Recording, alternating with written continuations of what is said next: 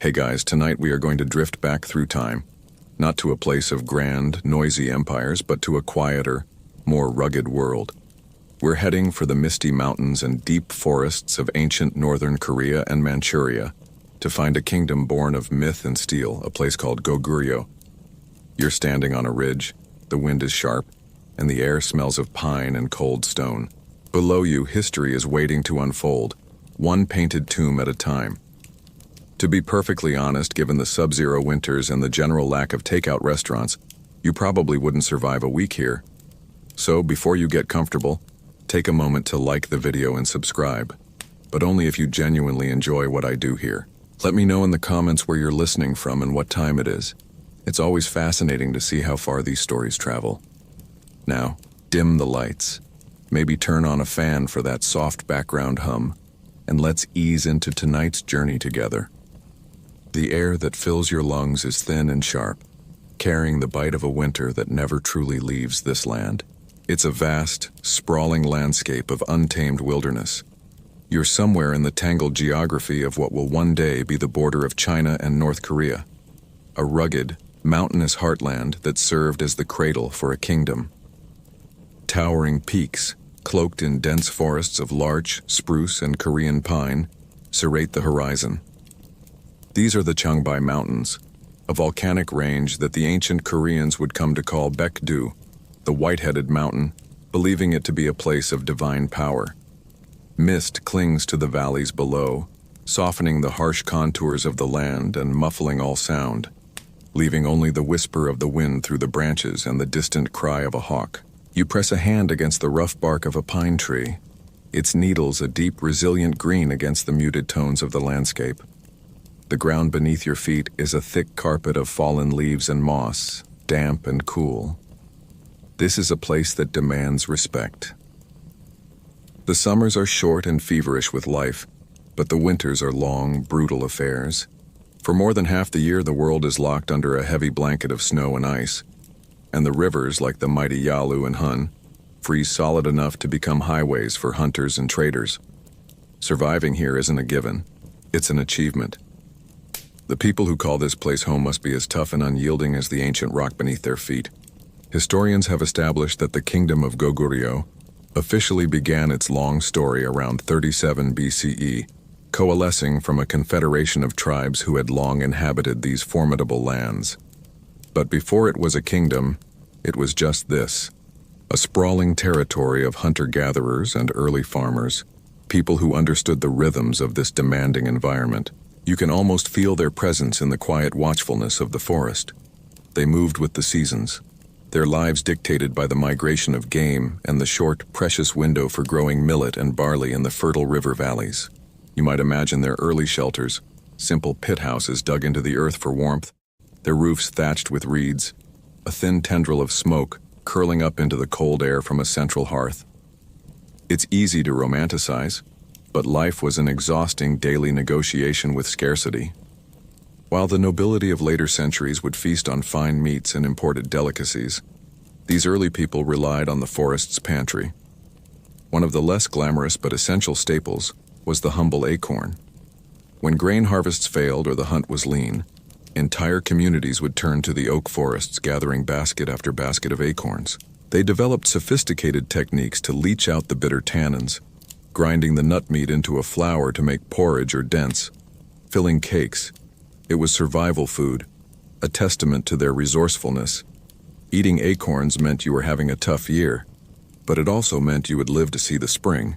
As you look out from your perch, you can understand why this land forged such a martial spirit. Every resource was contested, with nature, with neighboring tribes, and eventually, with the powerful Chinese dynasties to the west. This wasn't a land that bred philosophers and poets in its early days. It bred survivors, warriors, and pragmatists. Even their sense of style was practical. You can forget flowing silk robes for now. Think durable hemp leggings, leather boots, and thick tunics made of fur to ward off a cold that could kill a person in hours.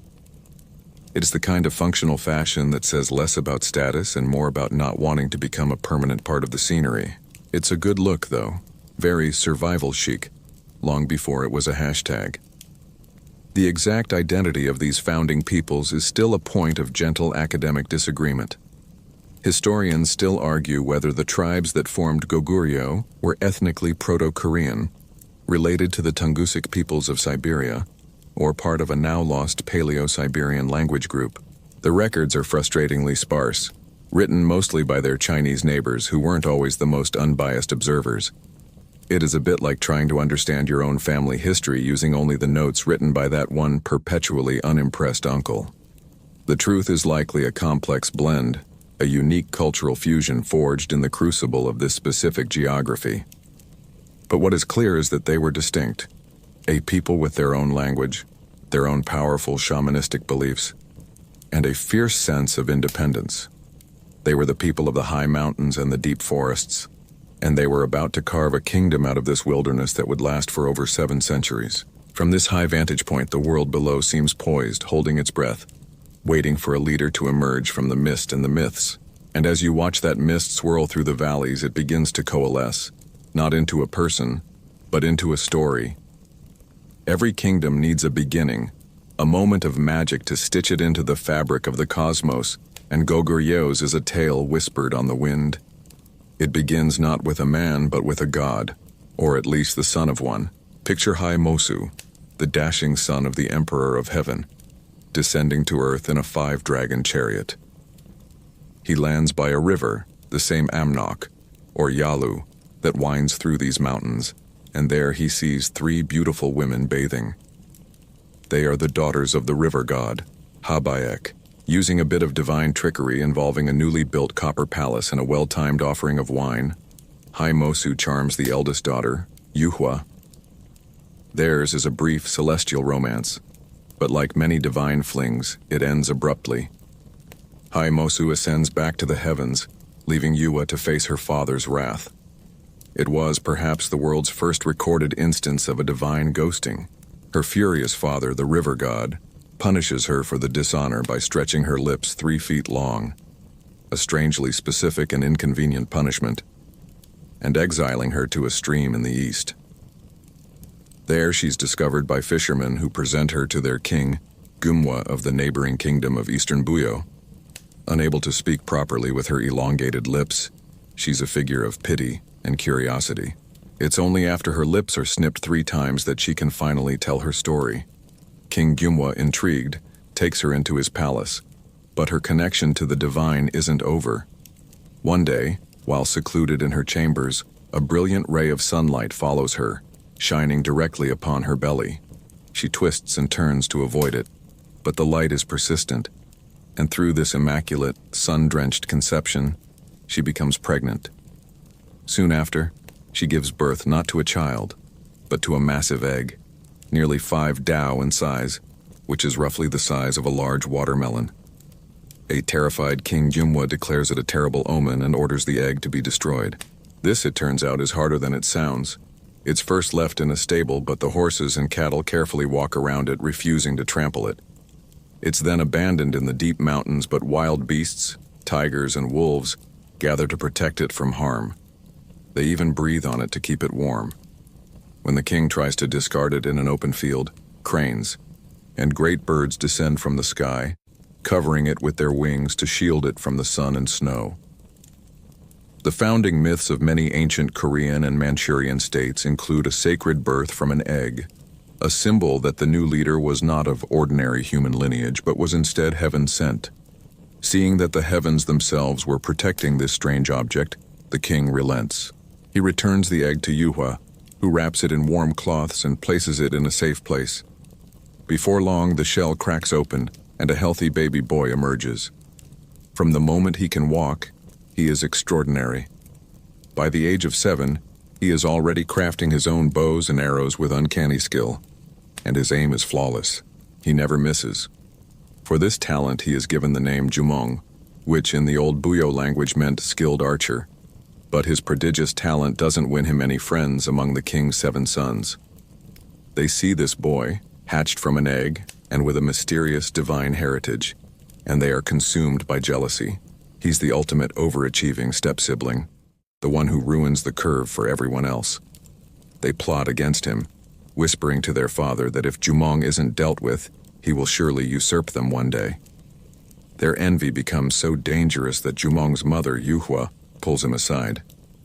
She tells him that a man of great talent cannot survive in a place where he is so resented. She urges him to flee south and establish his own kingdom. She packs him provisions and, in a final act of maternal support, prepares his horse for the long journey. And so, Jumong escapes the palace with 3 loyal companions, Oi, Marie, and Hyopo. They ride day and night, the king's sons and their soldiers in hot pursuit. They finally reach a great river, the Eomgolsa. But there is no ferry, no bridge, and their enemies are closing in. In a moment of desperation, Jumong raises his whip to the sky and cries out, "I am the son of the Emperor of Heaven and the grandson of the river god. I am fleeing from danger. O spirits of the river, pity me and create a path." He then strikes the water with his bow, and the river responds. An incredible thing happens. Countless fish and turtles rise to the surface, packing themselves together shoulder to shoulder to form a living, writhing bridge across the churning water. It was a creative solution, certainly, long before the days of rideshare apps.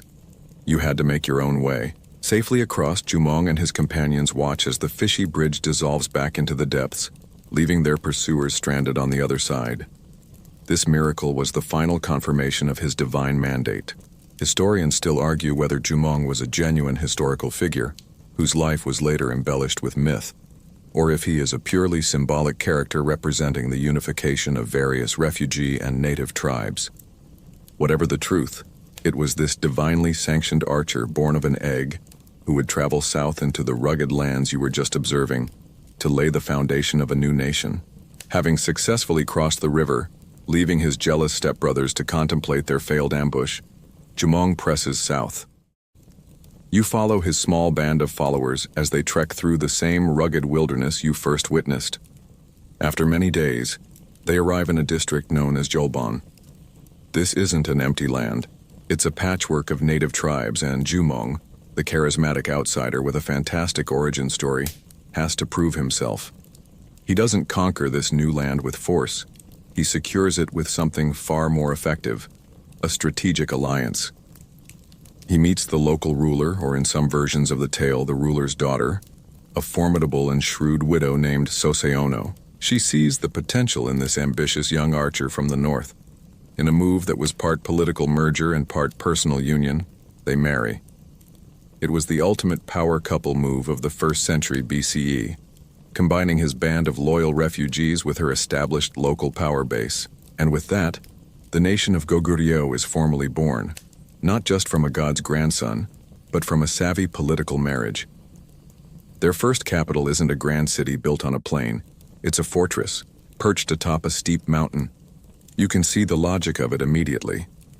This is a kingdom born in insecurity, surrounded by potential rivals. Defense is everything. You climb the winding path up what is now called Wunu Mountain, a towering mesa with sheer cliff faces on 3 sides. This is widely believed to be the site of that first capital, Jolbon Seong. The air grows thinner, colder. The final approach is a narrow path easily defended by a handful of warriors against a legion. The commute was probably terrible, but the view from the top was worth dying for. And for any invading army, that was often the literal outcome. Once on the flat summit, you find the ghostly footprint of a small, self-sufficient world.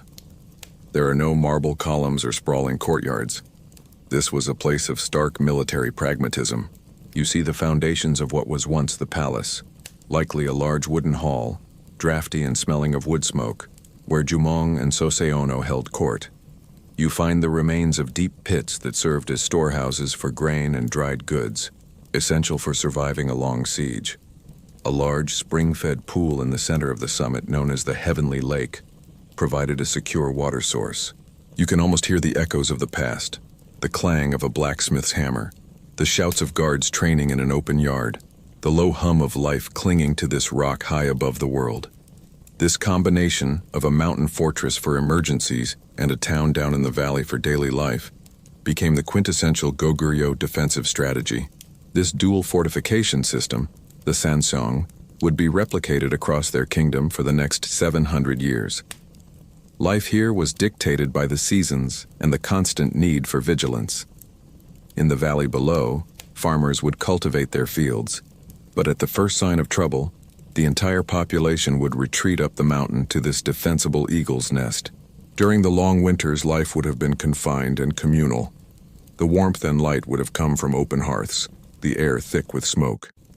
It is here that they would have relied on a clever piece of engineering that became a hallmark of Korean culture, the ondol heating system. In its early form, a hearth for cooking would be built on one side of a small pit house. The hot smoke and air from the fire wouldn't go straight up a chimney, but would be channeled through a system of stone-lined flues running under the dwelling utter's floor. The stones would absorb the heat and radiate it gently upwards, warming the entire floor. It was an ingenious way to use a single fire for both cooking and heating, a brilliant adaptation to the bone-chilling cold. It's the kind of ancient smart home technology that actually worked, unlike that fancy thermostat you have that seems to believe comfort is a myth. As the fledgling kingdom grew stronger and more stable, this remote mountain fortress became too small, too impractical. After a few decades, Goguryeo second king, Jumong's son Yuri, moved the capital to a more promising location, Gungne, a wide, fertile basin on the north bank of the Yalu River. It was a proper city, with a planned grid of streets, markets, and larger administrative buildings. But the old habits died hard. Even with this new plain city, they immediately built another massive mountain fortress, Hwando, on the mountain overlooking Gungne. They always needed an escape route, a high ground to retreat to. Historians still argue whether this move was a simple sign of the kingdom's growing prosperity, or the result of a bitter succession crisis. Around the time of the move, Jumong's son from his first wife back in Buyo arrived, displacing Soseono's two sons from the line of succession.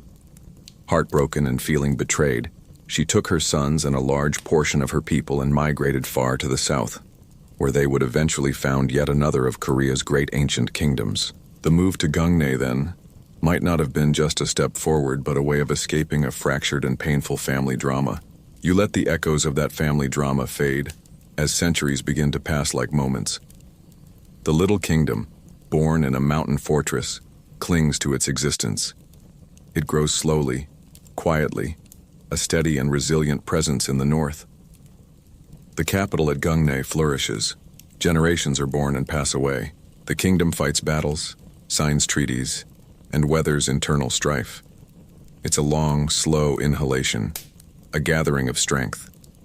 Now, let the timeline jump forward. It's the year 391 CE. The 19th king of Goguryeo ascends to the throne. He is only 18 years old, but he will not be a quiet ruler. His name is Damdeok, but history will remember him by his posthumous title, Goguryeo the Great, the broad expander of territory. And expand it, he does. To understand the sheer scale of his impact, you have to leave the ghost of the city and walk to a nearby field.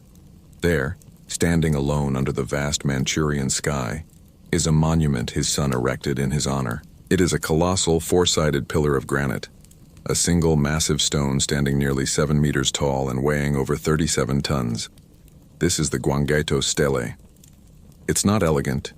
It's a brute of a monument, weathered by 1,600 winters, its surface covered in a dense grid of nearly 2,000 classical Chinese characters. You run a hand over the cool, rough surface, tracing the grooves of a character here, a pockmark there. This stone is a direct message from the past, the longest stone-carved epitaph of its time in all of Asia. It's basically the most epic resume ever written. And because it's carved in granite, you know he wasn't exaggerating much. The inscription begins not with Goguryeo, but with the kingdom's founder, Jumong. It retells the story you already know, the son of heaven, the birth from an egg, the flight south. It was a declaration to the world that this kingdom was not some upstart barbarian state. It was a nation with a divine mandate, a sacred history that underpinned its right to rule. After cementing this legitimacy, the stele launches into the heart of the story, Goguryeto's conquests. The text is a relentless, percussive account of military campaigns. In his short, 22-year reign, he was a whirlwind of motion. You can almost hear the drumbeat of his armies as you read the characters. He marched west and north, subjugating the nomadic Khitan tribes and finally conquering his kingdom's old rival, Eastern Goguryeo, the very land Jumong had fled. Then, he turned his attention south, to the Korean peninsula, where two other kingdoms, Baekje and Silla, vied for power. The stele boasts of a great campaign, where Gwanggaeto's armies swept down the coast, capturing fortress after fortress from Baekje. It also speaks of coming to the aid of Silla, which was under attack from Baekje and its allies from across the sea, the Wa people of Japan. Goguryeo's heavy cavalry, it claims, smashed their enemies and secured Silla as a vassal state. The stele proudly proclaims that during his reign, Gwanggaeto conquered 64 walled cities and 1,400 villages. It was an explosion of power that transformed Goguryeo from a regional kingdom into a true empire, the dominant force in Northeast Asia. The final section of the text is pure administration. It lays out in painstaking detail the system for maintaining the king's nearby tomb, assigning 330 households from different conquered regions to serve as hereditary tomb keepers. It was a lifetime appointment with no possibility of parole, a system designed to ensure the king's eternal rest was well managed by a dedicated and perhaps slightly coerced staff. For centuries, this incredible record was lost. It fell, became covered in mud and overgrowth, and was largely forgotten by the wider world, known only to a few locals. It's said some even used it as a whetstone or a chopping block. Imagine, the most important primary source for an entire era of history, serving as a very fancy scratching post for livestock. It wasn't until the 1880s that a Chinese scholar recognized its significance, and its rediscovery sent shockwaves through the academic worlds of China, Korea, and Japan. Scholars flocked to make ink rubbings of the text, pressing damp paper onto the stone and dabbing it with ink to create a copy. These early rubbings are now priceless, as the stone has eroded further, making some characters illegible to the modern eye. Naturally, a document of this importance is not without controversy. Historians still argue whether a particularly crucial passage about the Dubway forces from Japan is entirely accurate. The sentence structure is ambiguous, and some scholars, particularly during the era of Japanese imperialism, interpreted it to mean that Japan had an ancient foothold in Korea. Others argue the text clearly says Goguryeo defeated the Japanese forces who were trespassing in their sphere of influence. There are even fringe theories that the stone itself was subtly altered with lime by Japanese agents in the 19th century to change the meaning of key characters. The silent stone, it turns out, still speaks in a language that sparks fierce debate today. But what is not in dispute is the power it represents, the unshakable confidence of a kingdom at its absolute zenith, embodied by the warrior king who carved its name across the face of the map. The force of a personality like Gwanggaeto the Great can't last forever. An empire built on constant explosive conquest needs time to settle, to breathe. The man who followed the great conqueror was his son, Jiangsu. His name literally means long life, and the name proved prophetic. He took the throne in 413 CE and reigned for an astonishing 79 years, finally passing away at the age of 97. He ruled for so long that his own crown prince, and likely some of his grandsons, died of old age waiting for their turn. It's the ultimate career goal, to be so good at your job that even death seems to be waiting for you to retire. Where his father was a storm, Jiangsu was a long, sunny season of consolidation. He was a diplomat, a grand strategist who preferred to win his victories without unsheathing his sword. He played the divided Chinese kingdoms to his north against each other, with masterful skill, accepting titles and sending tribute to one, while maintaining friendly relations with their rivals, ensuring that none of them would ever unite to threaten his northern borders. With the north secured, Jiangsu turned his gaze inward and then south. He looked at the empire his father had built, a massive territory stretching deep into Manchuria, and he saw its heart was in the wrong place. The capital, Gungne, nestled in its defensible mountain valley, was the home of their ancestors, but it was also a product of an older, more insecure time. It was remote, rugged, and difficult to supply. An empire of this scale needed a new center of gravity. And so, in the year 427, Jiangsu made a decision that would change the destiny of his kingdom. He moved the capital. It was the ancient equivalent of a major corporation relocating its headquarters from a sleepy mountain town to a bustling metropolis. The culture shock must have been immense. You travel south with the royal court, a great caravan of nobles, soldiers, and artisans, leaving the familiar sharp peaks of the north behind. You descend onto the wide alluvial plains of the Taedong River basin. Here, on a site layered with centuries of history and legend, Jiangsu established his new capital, Pyongyang. The contrast with Gungne is immediate. The sky feels bigger here. The land is flat and fertile, capable of producing vast surpluses of rice and grain to feed a thriving population. The Taedong River is a broad, navigable highway connecting the capital to the Yellow Sea, opening up new avenues for trade and communication. This wasn't just a change of address, it was a fundamental reorientation of the kingdom's identity. Goguryeo was declaring that its future lay not in the Manchurian forests, but in the heart of the Korean peninsula. You walk the wide, planned avenues of this new city. It's a capital built to impress. At its heart lies the Grand Anhak Palace, a sprawling complex of wooden halls and covered walkways, surrounded by an imposing earthen wall nearly 2.5 miles in circumference. The sheer scale of its foundations, which can still be traced today, is staggering, larger than the Forbidden City in Beijing would one day be. The walk from the royal bedrooms to the kitchens probably required a map and a packed lunch. Great Buddhist temples rise alongside the administrative buildings, their curved tile roofs and painted eaves adding a new splash of color and philosophy to the Goguryeo court. Markets bustle with goods from across the empire and beyond. This is the nerve center of a confident, prosperous state. The long reign of King Jiangsu is almost universally considered the golden age of Goguryeo. It was a century of relative peace, immense prosperity, cultural flourishing, and the kingdom's greatest territorial reach. By choosing this specific location, Jiangsu was also making a powerful symbolic statement.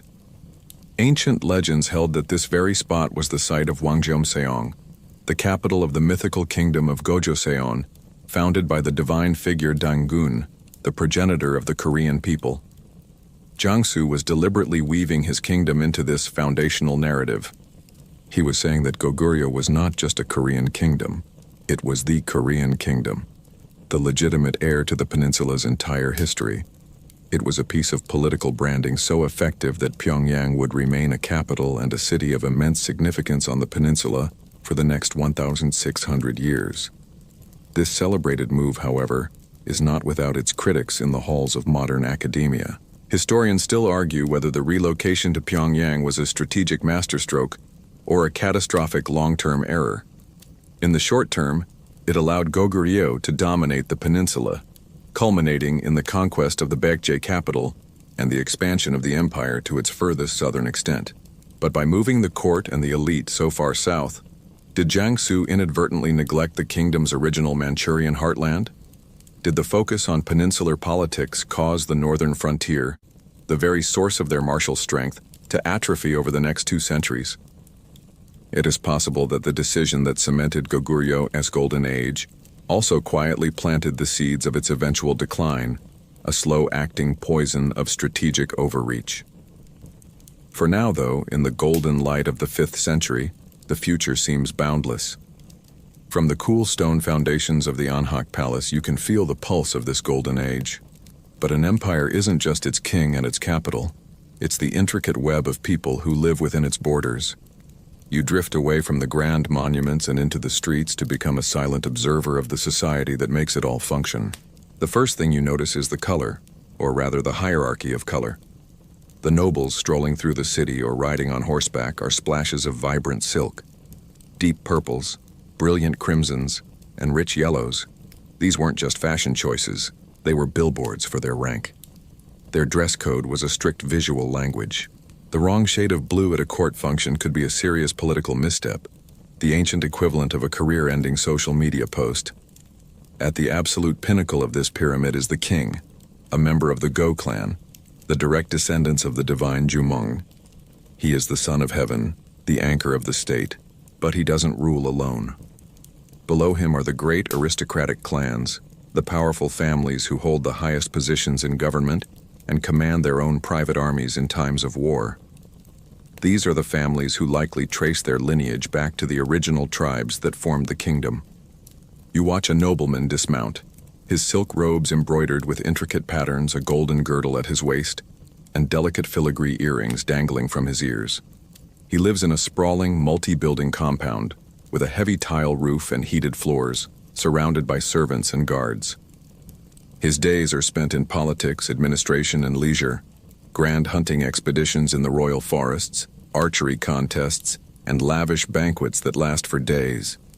Of course, a kingdom of this size can't run on nobles alone. It needs managers. Goguryeo developed a complex bureaucracy with 12 official ranks. These officials, the Daga and Soga, managed the state's granaries, collected taxes, and administered the law. Their power and influence were immense, but always subject to the shifting politics of the court. Historians still argue whether the council of these top nobles, the Goguryeo, acted as a true check on the king's power, with the authority to even depose a weak ruler, or if it was merely an advisory body whose counsel the king could ultimately ignore. The truth is, the balance of power likely shifted back and forth between monarch and aristocracy throughout the kingdom's long history. Now you move away from the opulent heart of the city, toward the humbler districts where the vast majority of people live. These are the commoners, the Haman. The vibrant colors fade to the muted, earthy tones of undyed hemp and ramie. You see a farmer guiding an ox cart laden with radishes toward the market. His face is weathered by the sun and wind, his hands calloused from a life of labor. He lives in a small, sturdy house with a thatched roof and earthen walls. Its central feature, the life-giving ondal floor that keeps his family warm through the winter. His life is governed by the seasons and his obligations to the state. He pays his taxes in grain and homespun cloth, and he and his sons are subject to conscription, called upon to build fortifications or to serve in the army. It was a triple threat of duties that makes modern tax day look almost straightforward. Below the farmers are the artisans and merchants, and at the very bottom of society are the chonmin, the lowly people. This group included slaves, often prisoners from the endless wars, as well as debtors who had sold themselves into servitude. They were property, with no rights and no hope of social mobility. Koguryo society was built upon a rigid hereditary class structure. You were born into your station. If your father was a farmer, you were a farmer. If your mother was a noble, you were a noble. This system provided stability, but it also locked people into their fates from birth. Yet within this rigid structure, there were unique customs that reveal the core values of their culture. Take marriage, for instance. You witness the peculiar and rather charming practice known as sukje, or the son-in-law house. When a young couple decides to marry, there isn't a grand ceremony where the bride is whisked away. Instead, the groom's family sends gifts and a simple request. If the bride's family accepts, they build a small, separate house for the groom on their own property. The new husband then moves in, living with and working for his wife's family. He proves his worth, contributes to their household, and becomes part of their family. Only after their first child is born and has grown a bit, may he finally take his wife and child back to his own parents' home. It was, in essence, a multi-year live-in job interview for husbands, a system that ensured he was a worthy and productive partner before the union was fully complete. No pressure, though. It's a quiet, practical custom that speaks volumes about the importance of family and shared responsibility in their world.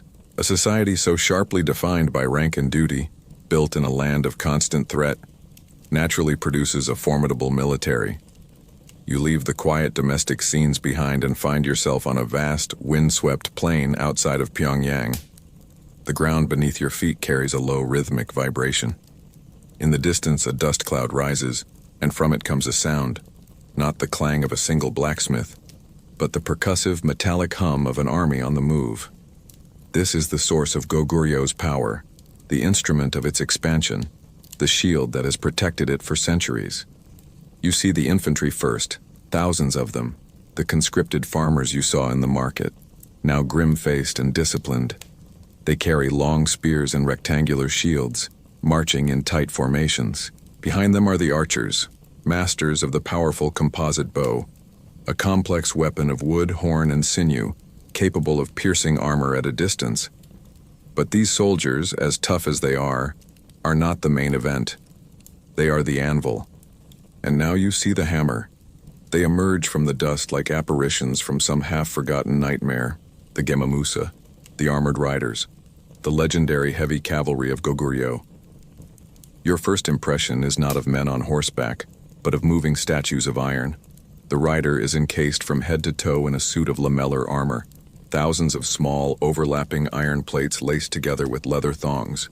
A conical helmet with a flaring neck guard covers his head, and a fearsome iron mask often conceals his face, leaving only his eyes visible through narrow slits.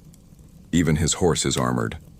A chamfront protects its head, a criniere covers its neck, and a full bard drapes over its body, an articulated blanket of iron scales.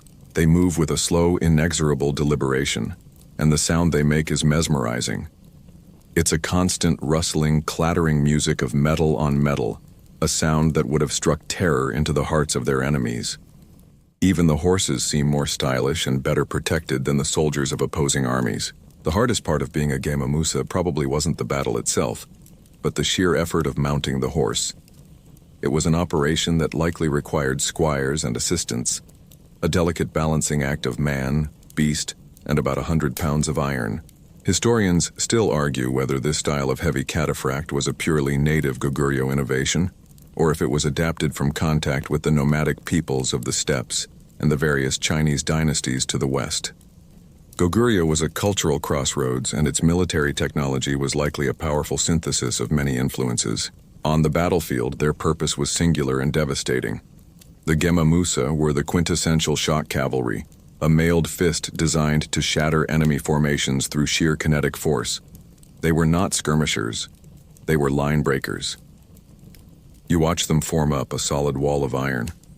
Their primary weapon is a fearsomely long lance, the guac, sometimes as long as 5.5 meters. On command, they begin their charge. It starts as a slow trot, the rhythmic clanking growing louder, faster, until it becomes a deafening roar. They lower their lances, and the earth trembles as they hit a full gallop. They were, for all intents and purposes, the ancient world's main battle tanks. Their job was to hit the enemy line, create a catastrophic breach, and utterly ruin the enemy's morale for the day. Any infantry formation unfortunate enough to be in their path would simply disintegrate. After the initial, devastating charge, they would drop their lances and draw long, single-edged swords, fighting from their armored platforms against the broken and terrified survivors. Of course, these heavy riders didn't operate alone. They were supported by light cavalry, unarmored horsemen armed with bows, who would ride ahead to harass and screen, and who would ruthlessly pursue any broken enemy that tried to flee. This was a sophisticated combined arms military, but the Gemamusa were its heart. Their effectiveness was not just physical, it was deeply psychological. Imagine being a foot soldier, standing in a line with your friends from your village armed with a simple spear. And then you hear that sound, that clattering, inhuman sound, and you see these iron ghosts thundering towards you. It would take unimaginable courage not to break and run. The very design of their gear was meant to intimidate.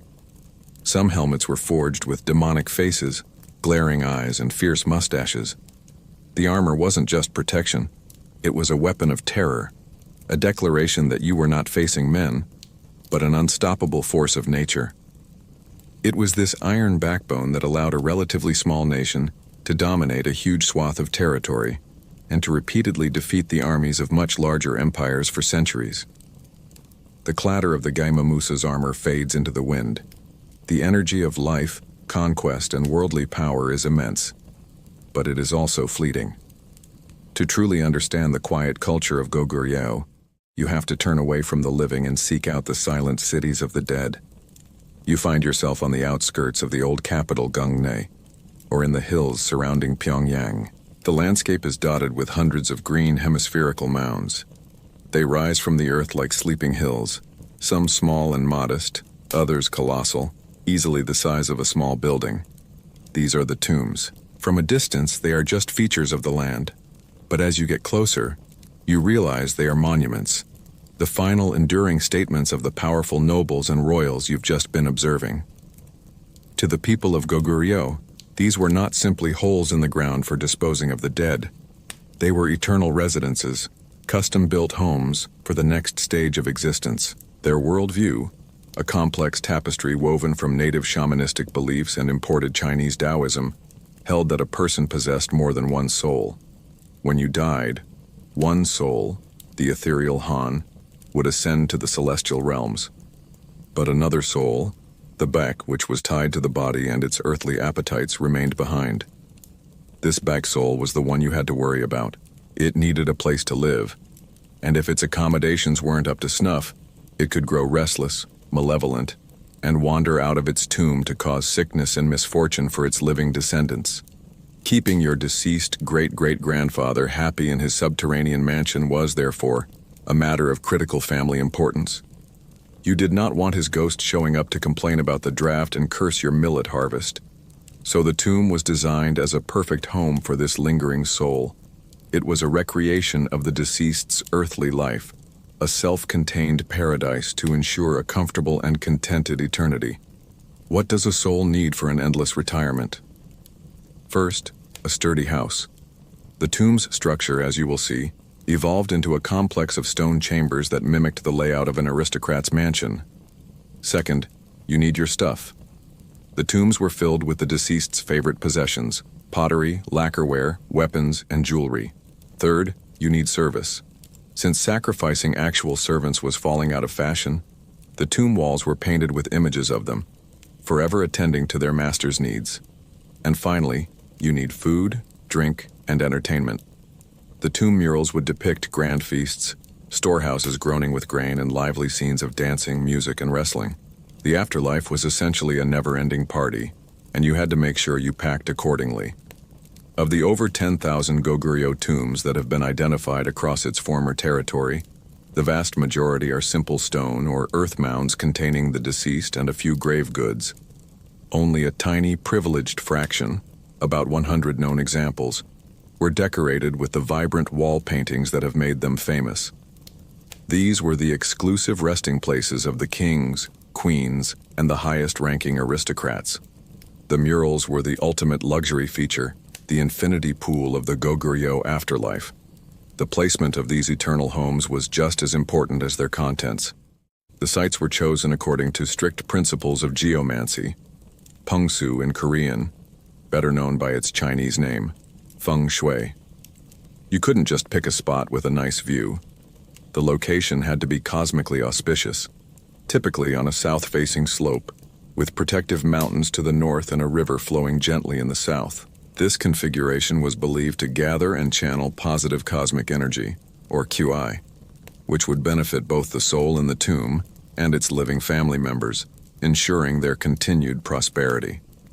Finding the perfect location for your tomb was probably as complex and stressful as navigating the housing market today. A quest for a piece of prime spiritual real estate with good cosmic vibes. This brings up a fascinating question. Historians still argue whether the immense resources poured into these tombs were driven purely by religious conviction, or if they were also a calculated display of worldly power. By constructing a massive, opulent tomb, a noble family was making an undeniable statement about its status. It was a way of showing off, of cementing their place in the social hierarchy, a message to their rivals that their prestige and influence would not fade, even in death. Most likely it was both. The tombs were a sincere attempt to care for the souls of the departed, and at the same time, a brilliant piece of political theater ensuring that the family's legacy was written quite literally into the landscape for all time. With the why of these silent mounds firmly in your mind, you can now begin to explore the how. The design of these eternal homes wasn't static.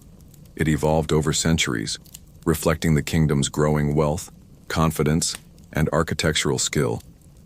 You begin your journey back in the early days near the first capital of Jolbon. The earliest tombs you find here are imposing but architecturally simple. They are great mounds made of stacked stones, known as juksukchong. There was no mortar, just the careful fitting of thousands of river cobbles and cut rocks piled high over the burial pit. These tombs are basically just giant, carefully constructed cairns.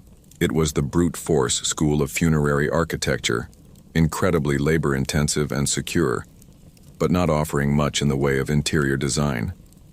The grandest example of this style is the so-called General's Tomb, a massive, 7-stepped pyramid of dressed granite blocks, often thought to be the resting place of King Jiangsu himself. But working with stone is difficult, and as the kingdom's center moved south to Gyeongnam and then Pyongyang, a new style began to dominate. You see the mounds change. Instead of stone, they are now heaped earth, a style called Bongtobun. This shift was revolutionary. Piling up earth is far easier than quarrying and stacking tons of stone, allowing the tombs to become even larger. More importantly, building the mound out of earth freed up the stone for a much more important purpose: lining the burial chamber itself. You are now about to go underground, to step inside one of these earthen mounds. You pass through a low stone entranceway and find yourself in a different world. Inside, you can trace the evolution of their concept of an eternal home. The earliest stone chambers are simple, box-like rooms, just big enough for a coffin and some grave goods. But soon, they become more complex. You enter a tomb that has a short stone corridor leading from the entrance to a square antechamber. This then opens into a larger main chamber where the coffin would have rested. The layout is instantly recognizable. It's a house. The corridor is the entryway. The antechamber is the foyer or living room, and the main chamber is the master bedroom. The most powerful aristocrats took it even further. You find yourself in a tomb where smaller side chambers branch off from the main room, like extra bedrooms, storage closets, or perhaps even a private study. These were true subterranean mansions, complete with everything but the celestial chariot garage. To create these rooms, the Goguryeo builders became masters of stonework. Without the knowledge of the Roman arch, they had to devise their own way to roof a large, open space with heavy stone blocks. Their solution was both elegant and effective. A key architectural feature of these later tombs is the magnificent corbelled ceiling. You look up, and you can see how they did it. Each level of stones on the wall is laid slightly further inward than the one below it. As the walls rise, they gradually close in on each other, forming a shape like an inverted pyramid or a gentle dome. The final gap at the very top is then sealed with a single massive capstone. It was a brilliant engineering feat, a stable and sophisticated way to create a feeling of spaciousness inside what was essentially a man-made cave. It's the kind of clever, pragmatic solution that you can't help but admire. As you wander through these dark, silent rooms, you notice a peculiar detail. On a wall separating the antechamber from the main chamber, you see the faint outline of a door. It's not a real opening, but an image painted directly onto the stone slabs. It has a frame, hinges, even a painted ring-shaped door knocker. These symbolic spirit doors are a common feature. They were non-functional portals, intended to allow the soul of the deceased to move freely between the various rooms of its house, from the public reception area to its private resting space. It's a charming, almost playful detail that underscores how deeply they committed to the idea of the tomb as a genuine livable space. Historians still argue whether this shift to subterranean stone chambers was a purely internal Goguryeo development, or if it was heavily influenced by the tomb-building traditions of China's neighboring Han Dynasty. While contact and influence were undeniable, the specific style the Goguryeo builders perfected, especially their distinctive corbelled ceilings, was very much their own, a unique answer to the universal problem of how to build a home for eternity. The stone chambers have been built, the ceilings carefully corbelled, and the walls smoothed with a fine layer of plaster. The canvas is now prepared.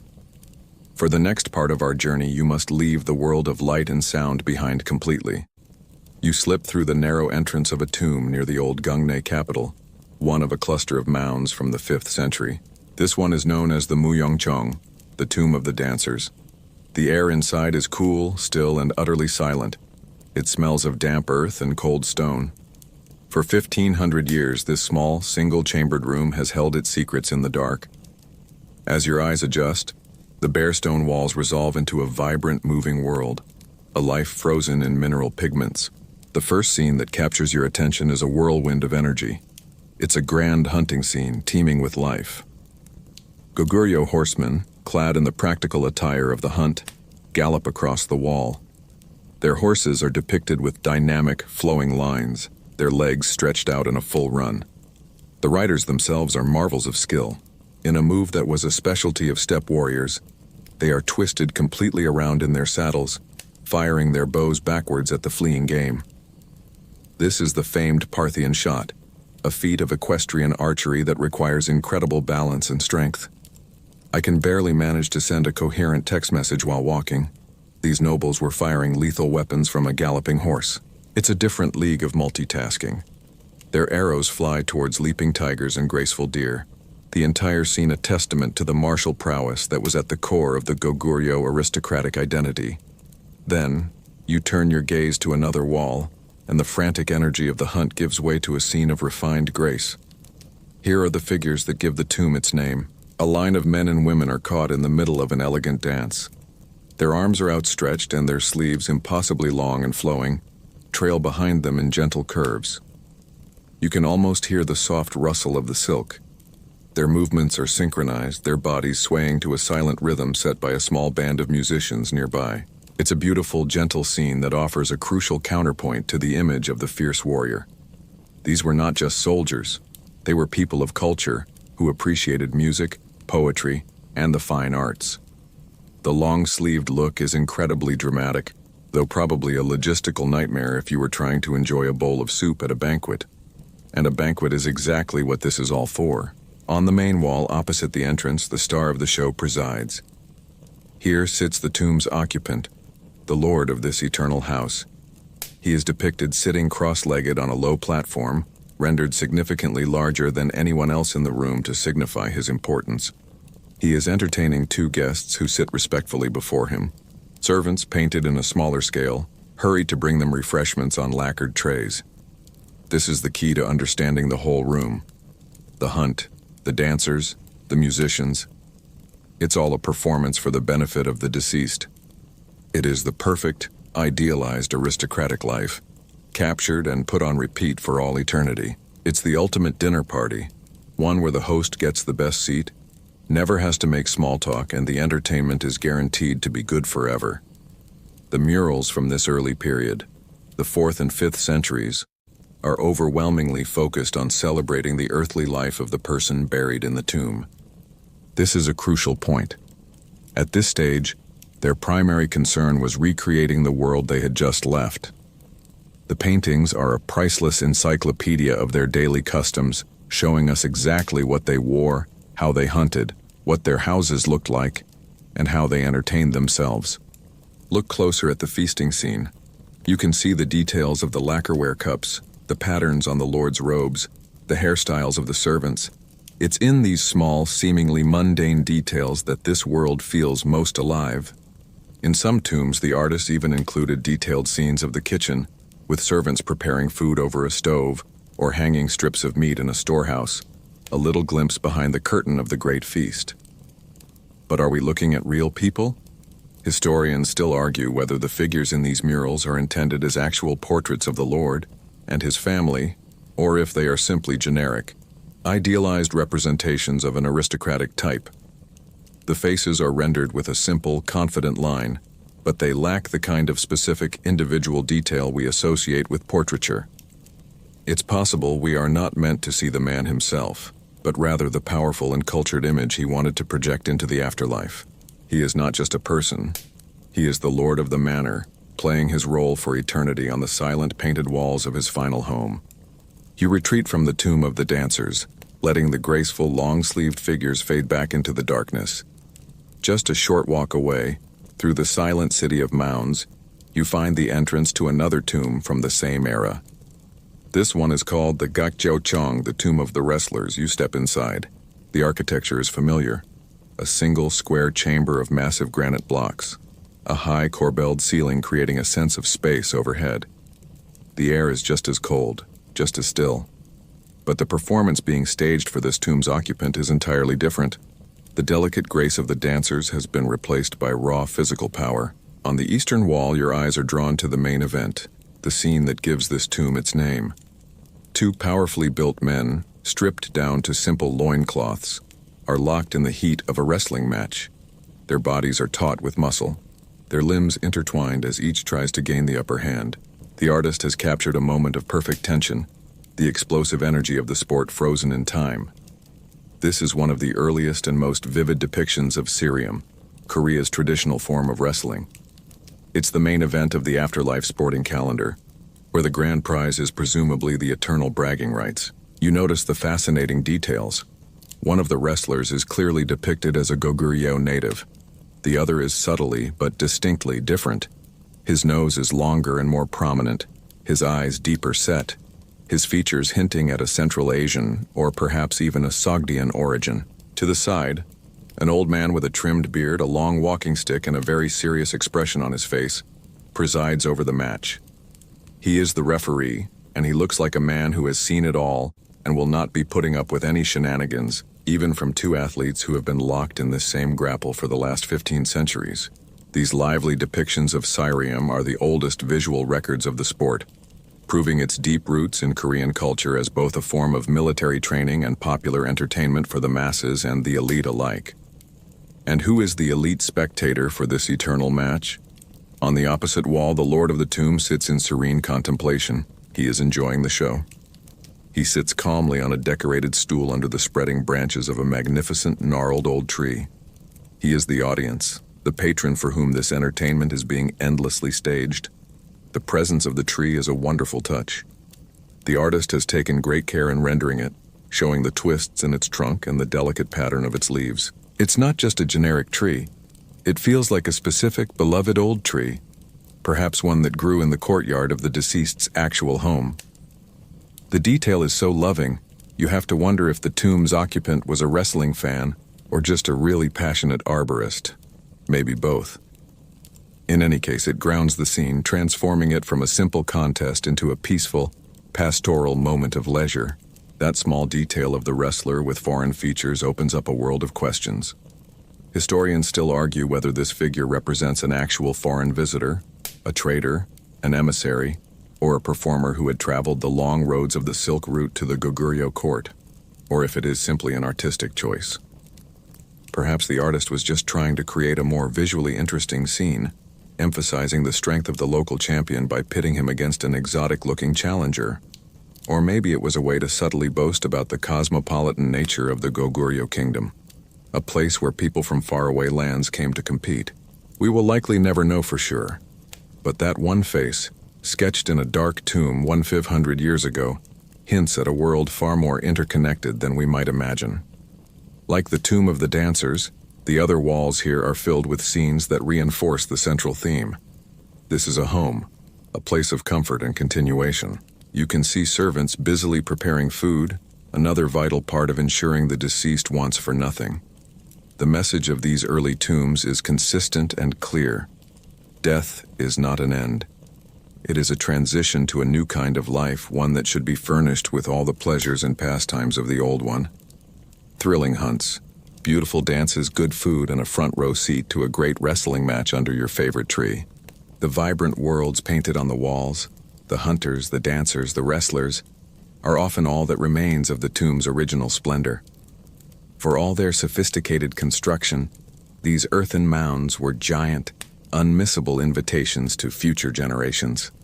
For over a millennium, they were the targets of tomb raiders, treasure hunters, and opportunistic locals. They were the ultimate high-risk, high-reward shopping sprees for anyone with a sturdy shovel and a conveniently flexible moral compass. The vast majority of Goguryeo tombs discovered by archaeologists were found empty, their stone doors smashed, their contents scattered and sold, their priceless historical clues lost forever. But every so often, through sheer luck, a tomb is found with its treasures intact, giving us a rare, breathtaking glimpse into the material world of the Goguryeo elite.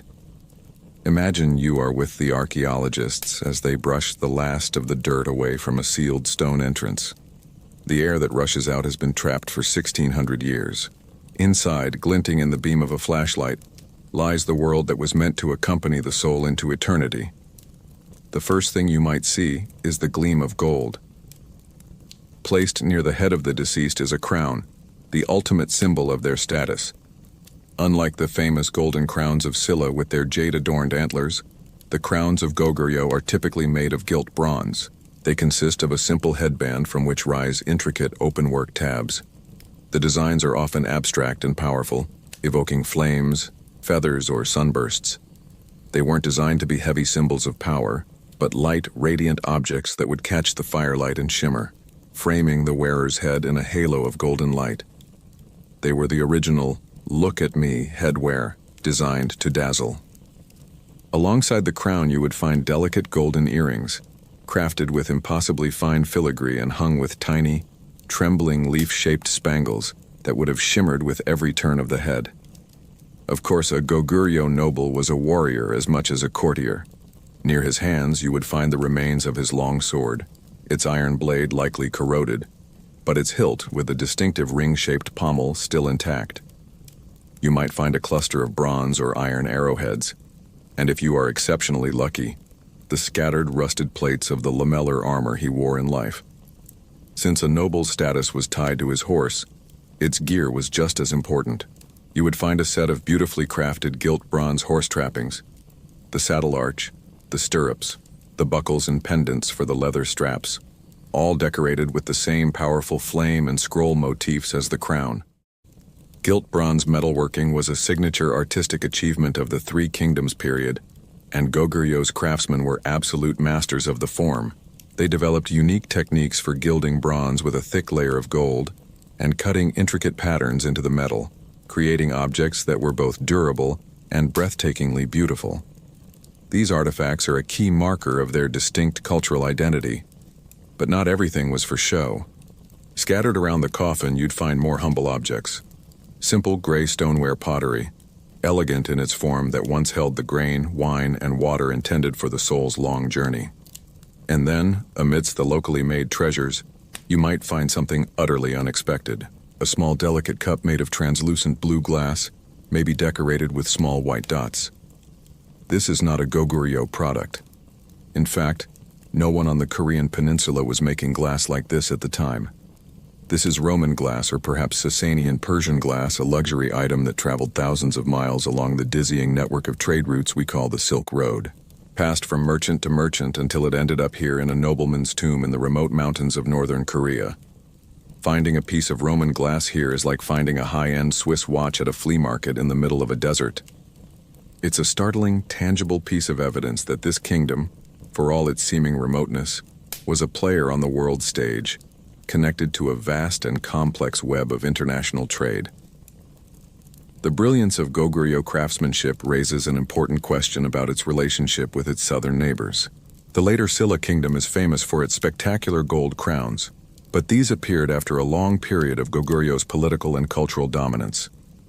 Historians still argue whether the opulent artistic traditions of the southern kingdoms were a direct inheritance from Goguryeo's advanced workshops, or if they developed independently from other influences, such as the nomadic Scytho-Siberian cultures of the steppes.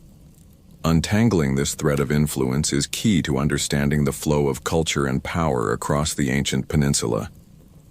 The gilt bronze crowns and Roman glass are spectacular, but arguably the greatest treasures these tombs have to offer are not objects you can hold, but the paintings themselves, the very walls that surround you. As you stand in the silent chamber, you begin to think about the hands that created these scenes. Who were these artists? Were they famous court painters commissioned by noble families for the most important job of their lives? Were they anonymous craftsmen from a specialized guild? Or perhaps talented Buddhist monks, skilled in the arts of devotional painting? We will never know their names. They created these enduring masterpieces and then faded into history, not even leaving a signature in the corner. It's the ultimate example of working for the project, not for the personal credit. Before a single drop of paint could be applied, the canvas had to be created. You run your hand gently over a patch of wall. It's not the rough, cold granite of the tomb structure. It's a layer of fine lime plaster, smoothed to a remarkably even finish. Imagine the artists working by the flickering light of oil lamps in this cold, dark space. First, they would have had to apply a thick, rough coat of plaster mixed with straw to the uneven stone blocks.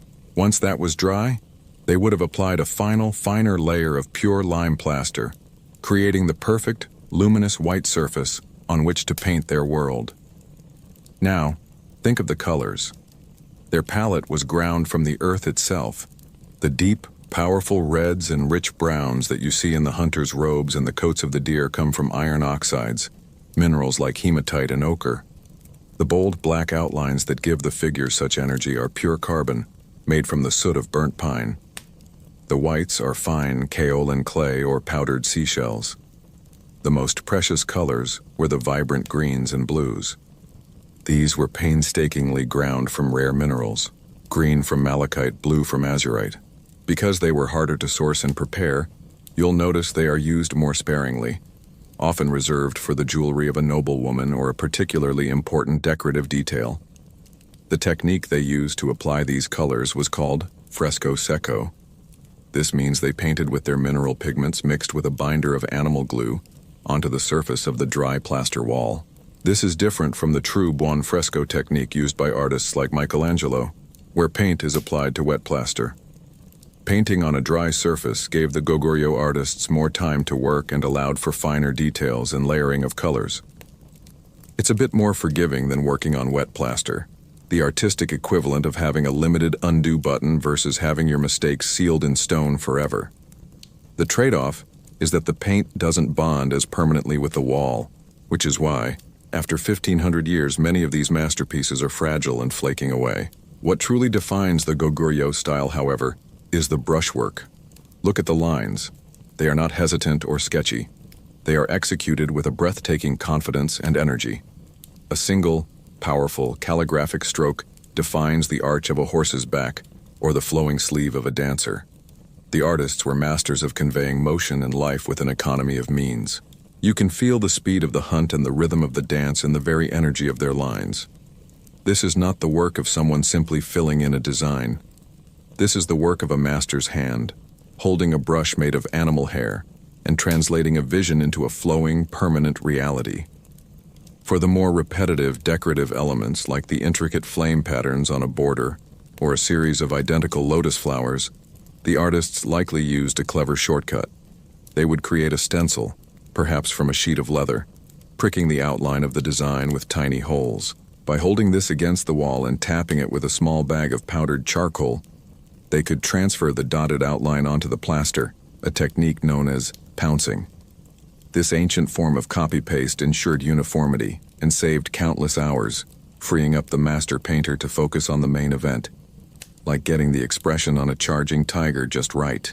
Historians still argue whether a single tomb was the work of one master artist overseeing a few apprentices, or the product of a team of specialists with one artist who excelled at figures, another at animals, and a third at architecture. The remarkable consistency of style you often see within a single tomb suggests a unified vision, but the sheer scale of the work hints at a collaborative effort, a silent, disciplined team working in the dark to build a beautiful eternity. Those confident brushstrokes and earthy pigments were not just for capturing moments of leisure. They were also used to tell a grander, more formal story, the story of the tomb occupant's power and prestige.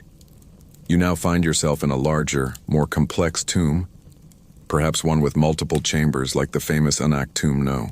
3. Here, the paintings are not just isolated scenes, but a sprawling, interconnected narrative. The central theme, repeated in many of the great tombs of the 4th and 5th centuries, is the grand procession. It is the Lord's final parade, a spectacular display of his worldly status for the benefit of his eternal soul. First, you are formally introduced to the master of the house. On one wall, often in a side chamber that acts as a private reception room, you see his portrait. He sits on a wide lacquered platform under an ornate canopy, often beside his wife. He isn't hunting or wrestling, he is holding court. He is dressed in voluminous, layered silk robes and wears the formal black silk cap of a high-ranking official. His face is calm, dignified, and remote. He has that serene, "I am in charge here," expression that people practice when they know their portrait will be looked at for thousands of years. Servants and officials stand at a respectful distance. This is the idealized image of the man in his public role, powerful, respected, and in complete control of his world. But this static portrait is just the prelude. The real spectacle unfolds along the main corridor, or across the walls of the antechamber. It is a river of people, a magnificent procession that seems to flow around the tomb. You see the Lord again, but this time, he is on the move. He is seated in a fantastic ox-drawn carriage. It's a grand affair, a private, covered compartment set on two enormous wheels, decorated with colorful banners and sheltered by a large parasol held aloft by an attendant. It was the ancient equivalent of a chauffeured Rolls-Royce, only substantially slower and with a higher chance of an unscheduled stop for grazing. And what a parade it is. This is not just a man going for a ride.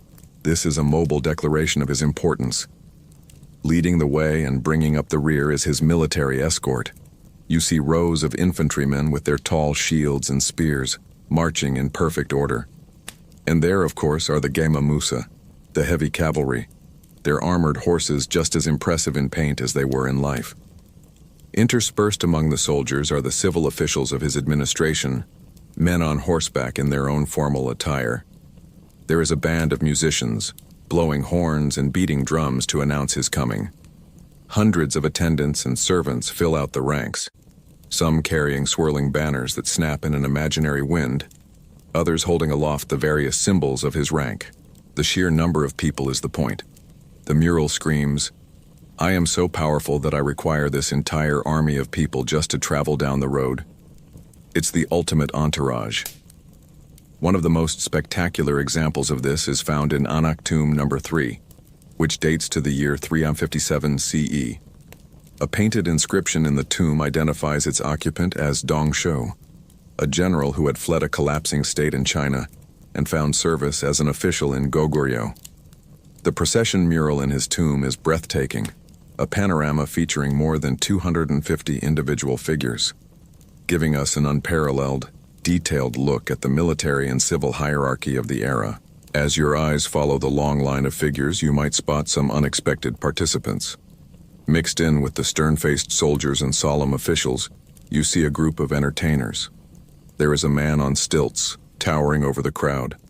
Another is juggling balls, while a third performs a tumbling act. This is a fascinating detail. It suggests that a great lord's procession was not just a grim and intimidating military affair, but also a form of public theater. It was a traveling festival meant to impress, awe, and entertain the common people who would have lined the route. A spectacle that reinforced the Lord's power not just through force, but through magnificent showmanship. What is this journey that we are witnessing? Is it a real event or a symbolic one? Historians still argue whether these scenes depict the Lord's actual funeral procession, his body being carried to its final resting place, or if it represents a more metaphysical journey. Perhaps it is a depiction of the soul traveling from the world of the living to the world of the dead, taking all the trappings of his earthly status with him.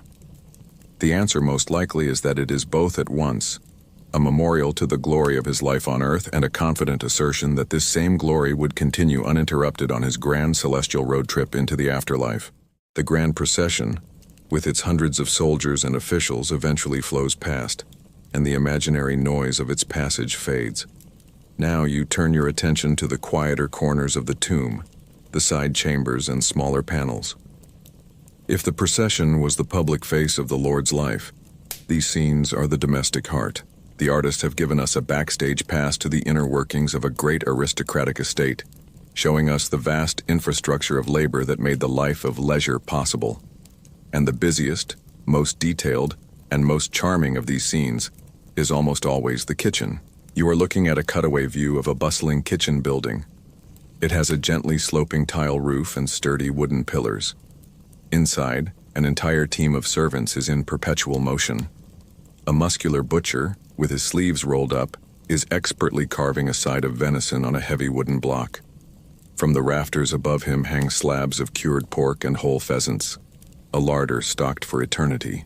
At a large, brick-built stove, another servant tends to a fire, carefully watching a tall earthenware steamer, or siru, from which a plume of painted steam rises.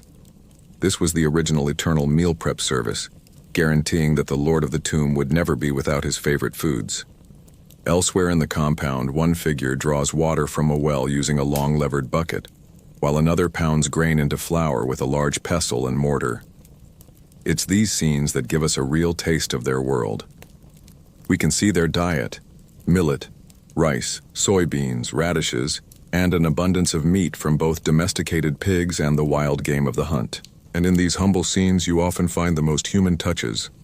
In one famous kitchen mural, a small, cheerful-looking dog is depicted sitting patiently by the butcher's station, its head cocked, clearly hoping for a stray scrap of meat to fall its way.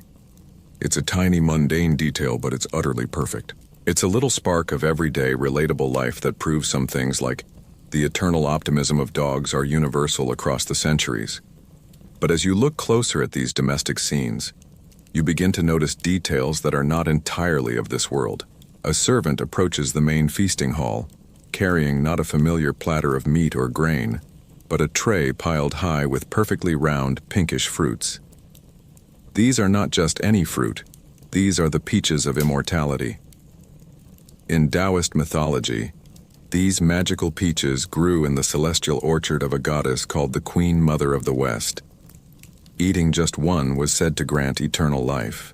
Their appearance in a tomb is a powerful symbol, a magical incantation in paint, expressing the deepest wish of the tomb's occupant, not just to live comfortably in the afterlife, but to live forever.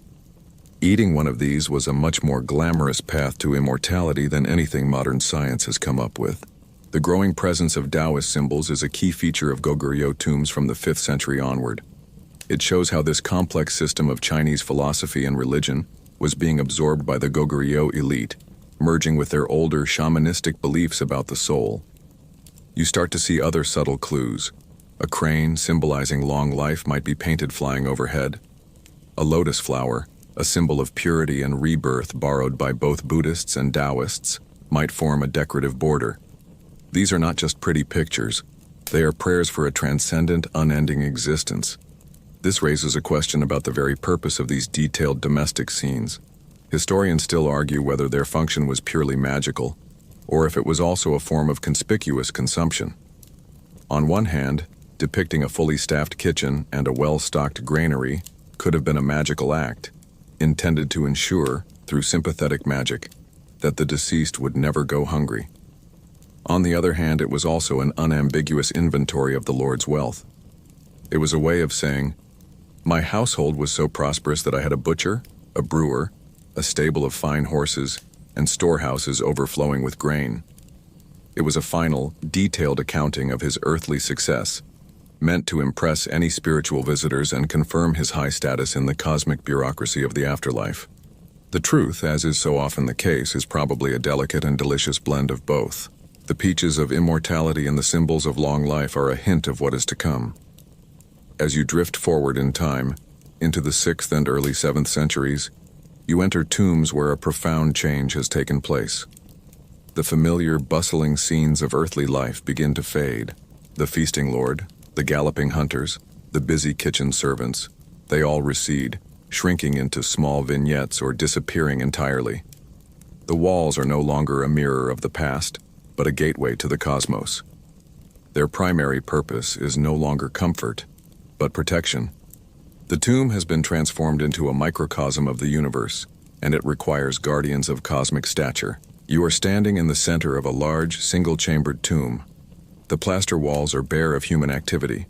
Instead, they are dominated by 4 immense, powerful, and divine beasts. This is the ultimate supernatural security system, a celestial guard detail for the soul. Forget watchdogs. The occupant of this tomb has a dragon. These are the 4 symbols, or Sasindo, ancient Taoist deities who have been assigned to protect the 4 cardinal directions of the universe.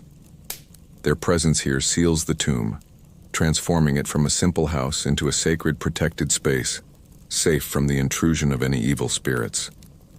You turn to the east wall, the direction of the rising sun. Here, writhing across the plaster, is the blue dragon Cheongryong. It is a magnificent serpentine creature, its body covered in shimmering scales, its horned head breathing mist and clouds. It represents the direction east, the season of spring, and the element of wood.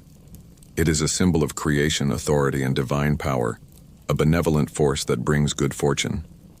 Its painted body is a symphony of motion, a single powerful brushstroke that seems to undulate with life. You turn to your right, to face the west wall. Here, crouching as if ready to pounce, is the white tiger, Baiko. This is not a creature of gentle power. It is a vision of pure, ferocious strength. Its muscles are bunched, its teeth are bared in a silent snarl, and its white fur is marked with bold black stripes. It represents the direction west, the season of autumn, and the element of metal. The tiger is the king of beasts, a symbol of courage and martial prowess, and its sacred duty is to hunt down and destroy evil spirits. No malevolent force would dare to enter a space guarded by this formidable celestial predator. To the south, the direction of summer and the midday sun, you find the vermilion bird, Jujak. It is a creature of breathtaking elegance, a phoenix-like bird with the plumage of a pheasant painted in brilliant shades of red, orange, and gold. It represents the direction south, the season of summer, and the element of fire. It is often depicted in graceful flight, its long tail feathers trailing behind it like ribbons of flame. The vermilion bird is a bringer of good omens, a symbol of luck, passion, and renewal.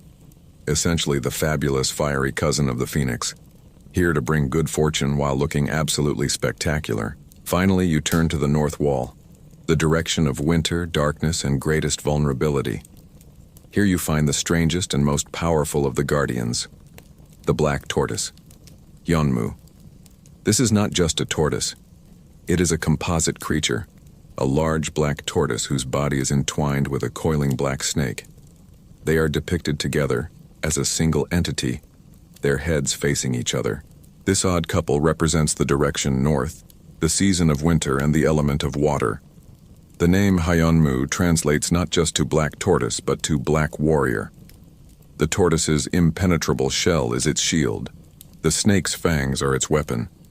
This is the stoic, unyielding defender of the darkest gate, a symbol of endurance, wisdom, and potent protective magic. The widespread adoption of the four symbols as the central, and often only theme in the later mural tombs, marks a significant ideological shift in Goguryeo society. The focus moved away from recreating the pleasures of a past life to ensuring the safety and cosmic alignment of the soul in its eternal journey. The tomb was no longer just a house. It was a map of the universe, and the deceased was placed securely at its very center. But why did this change happen? Historians still argue whether this shift reflects a fundamental change in how the Goguryeo people viewed death and the afterlife, a move towards more abstract and spiritual concerns, or if it was simply the result of changing artistic fashions driven by a new wave of cultural influence from the contemporary Chinese dynasties. It's a classic question. Did their beliefs change, or just their taste in interior design? With the four walls of your eternal home secured by the cosmic guardians, there is only one direction left to look: up. You tilt your head back and gaze at the ceiling. This is not the plain stone roof of a simple chamber. The corbelled granite slabs have been transformed into the night sky itself. The artists have created a breathtaking celestial canopy, a private planetarium for the soul. This was the ultimate home theater experience, no telescope required, and the show runs for eternity. The dark plaster is dusted with a constellation of white and gold dots, representing the stars. They are not scattered randomly. They are carefully arranged into familiar patterns. You can clearly make out the 7 stars of the Big Dipper, known to the Goguryeo people as the Bukdu Chilseong. You can trace the lines connecting the stars of Cassiopeia and Orion. This is a map of the heavens, a snapshot of the cosmos that would have been familiar to any sky gazer of the 6th or 7th century. It's a testament to their careful and patient observation of the night sky, a sign that they were not just warriors and mystics, but also astronomers. But this is far more than a scientific diagram. Floating among the constellations are the 2 great luminaries, the masters of the sky, the sun and the moon. They are typically painted on the highest angled stones of the ceiling, presiding over the entire chamber. The sun is a vibrant red or golden disk, but inside the disk, you see a strange creature, a jet-black, 3-legged crow. This is a powerful mythological symbol found across ancient East Asia, a creature believed to be the very essence or spirit of the sun. Why 3 legs? It's a deep mythological question, but the best answer is probably that 2 legs would be far too ordinary for the sun, its personal avatar, and 4 would just be ostentatious. On the opposite side of the ceiling you find the moon.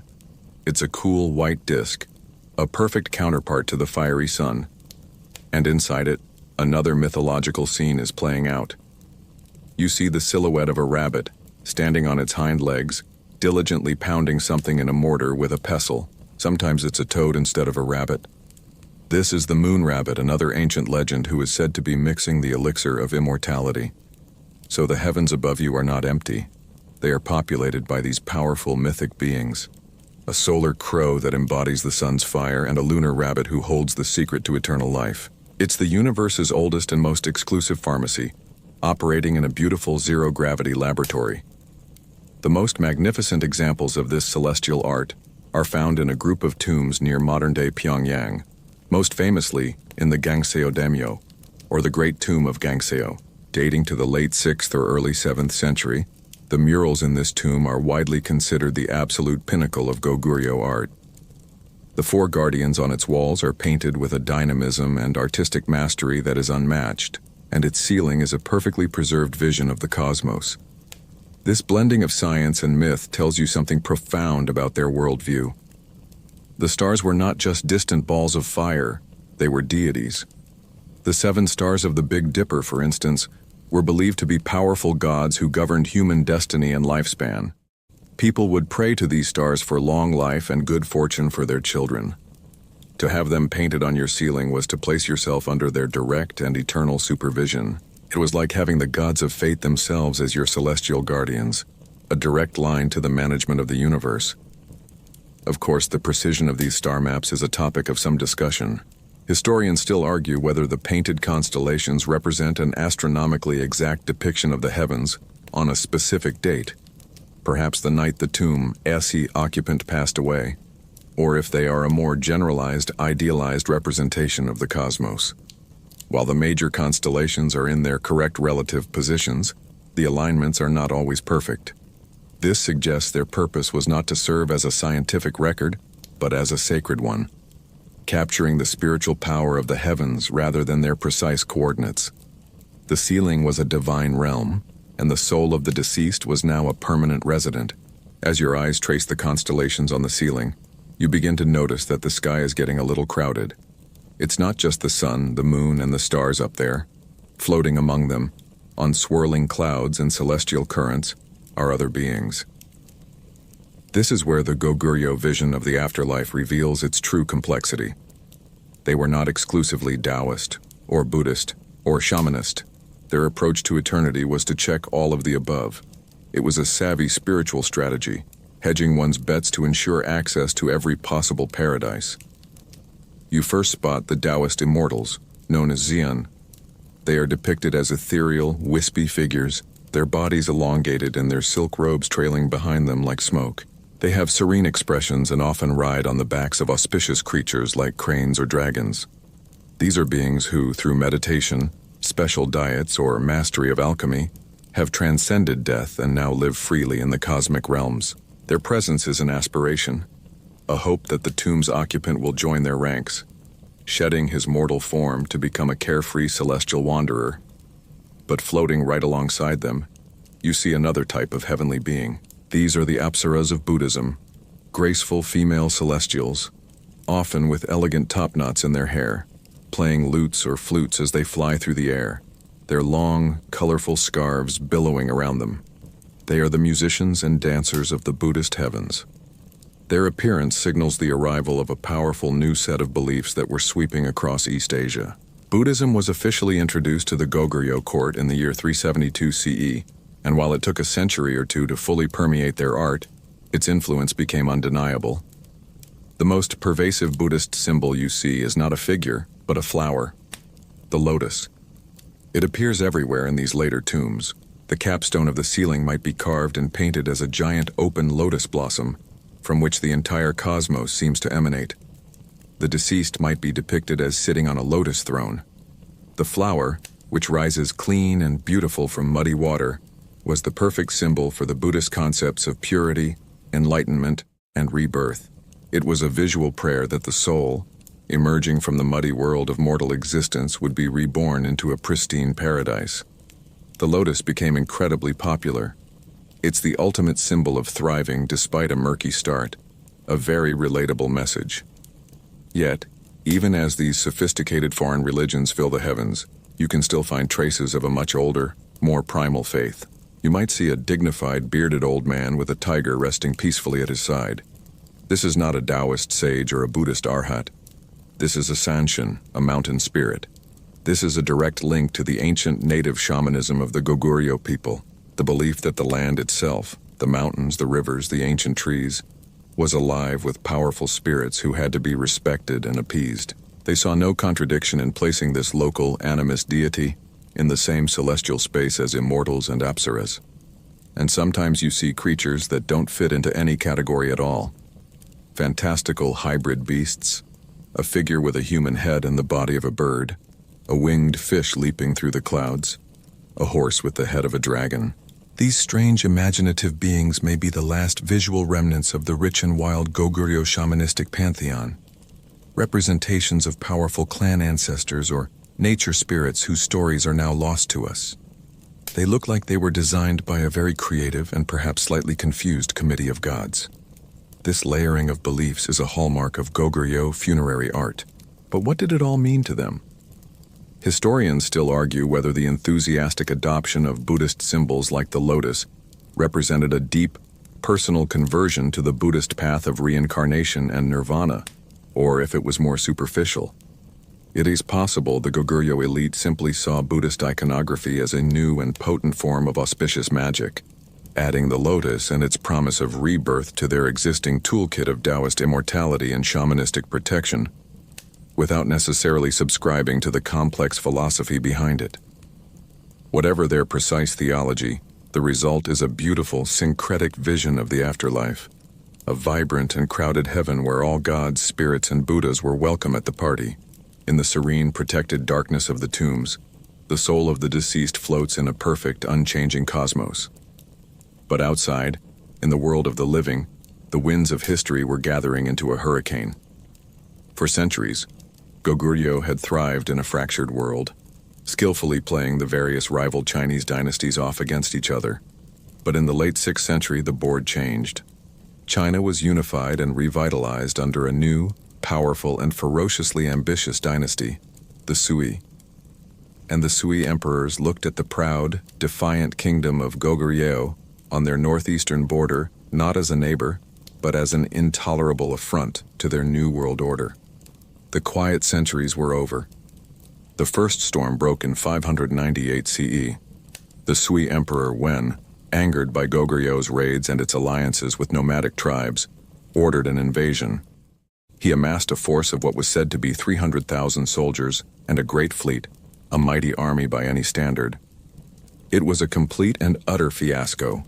The campaign was launched at the beginning of the summer rainy season. The roads turned to impassable rivers of mud. Disease swept through the Sui camps. The Goguryeo defenders refused to give a decisive battle, instead using their mobile cavalry to harass the long and vulnerable Sui supply lines. The Sui fleet, meant to land troops and supplies on the coast, was caught in a storm and shattered. The Grand Army, starving and sick, retreated in disgrace. The first Sui invasion was less of a military expedition and more of a cautionary tale about the perils of bad weather and worse planning. Emperor Wen's son, Emperor Yang, was not a man to learn from his father's mistakes. He was a megalomaniac, a builder of grand canals and palaces, a man who saw himself as a true universal sovereign. The continued existence of an independent Goguryeo was a personal insult to him, a stain on his magnificent imperial map. He became obsessed with its destruction. And so he began to plan a second invasion, one so vast, so overwhelmingly massive, that its scale is difficult to comprehend even today. For months, the entire Sui Empire was turned into a giant war machine. Every resource, every man was mobilized. Ancient Chinese chronicles, with their typical flair for precision, claim that Emperor Yang mobilized a field army of 133,800 combat troops. This number doesn't even include the vast legions of laborers, porters, and support staff required to supply them. This wasn't just an army, it was an entire nation going on a very, very aggressive camping trip. The logistical effort was staggering. The records claim that when the army finally began its march in 612 CE, the columns of soldiers were so long that it took a full 40 days for the rear guard to leave the staging area, after the vanguard had already departed.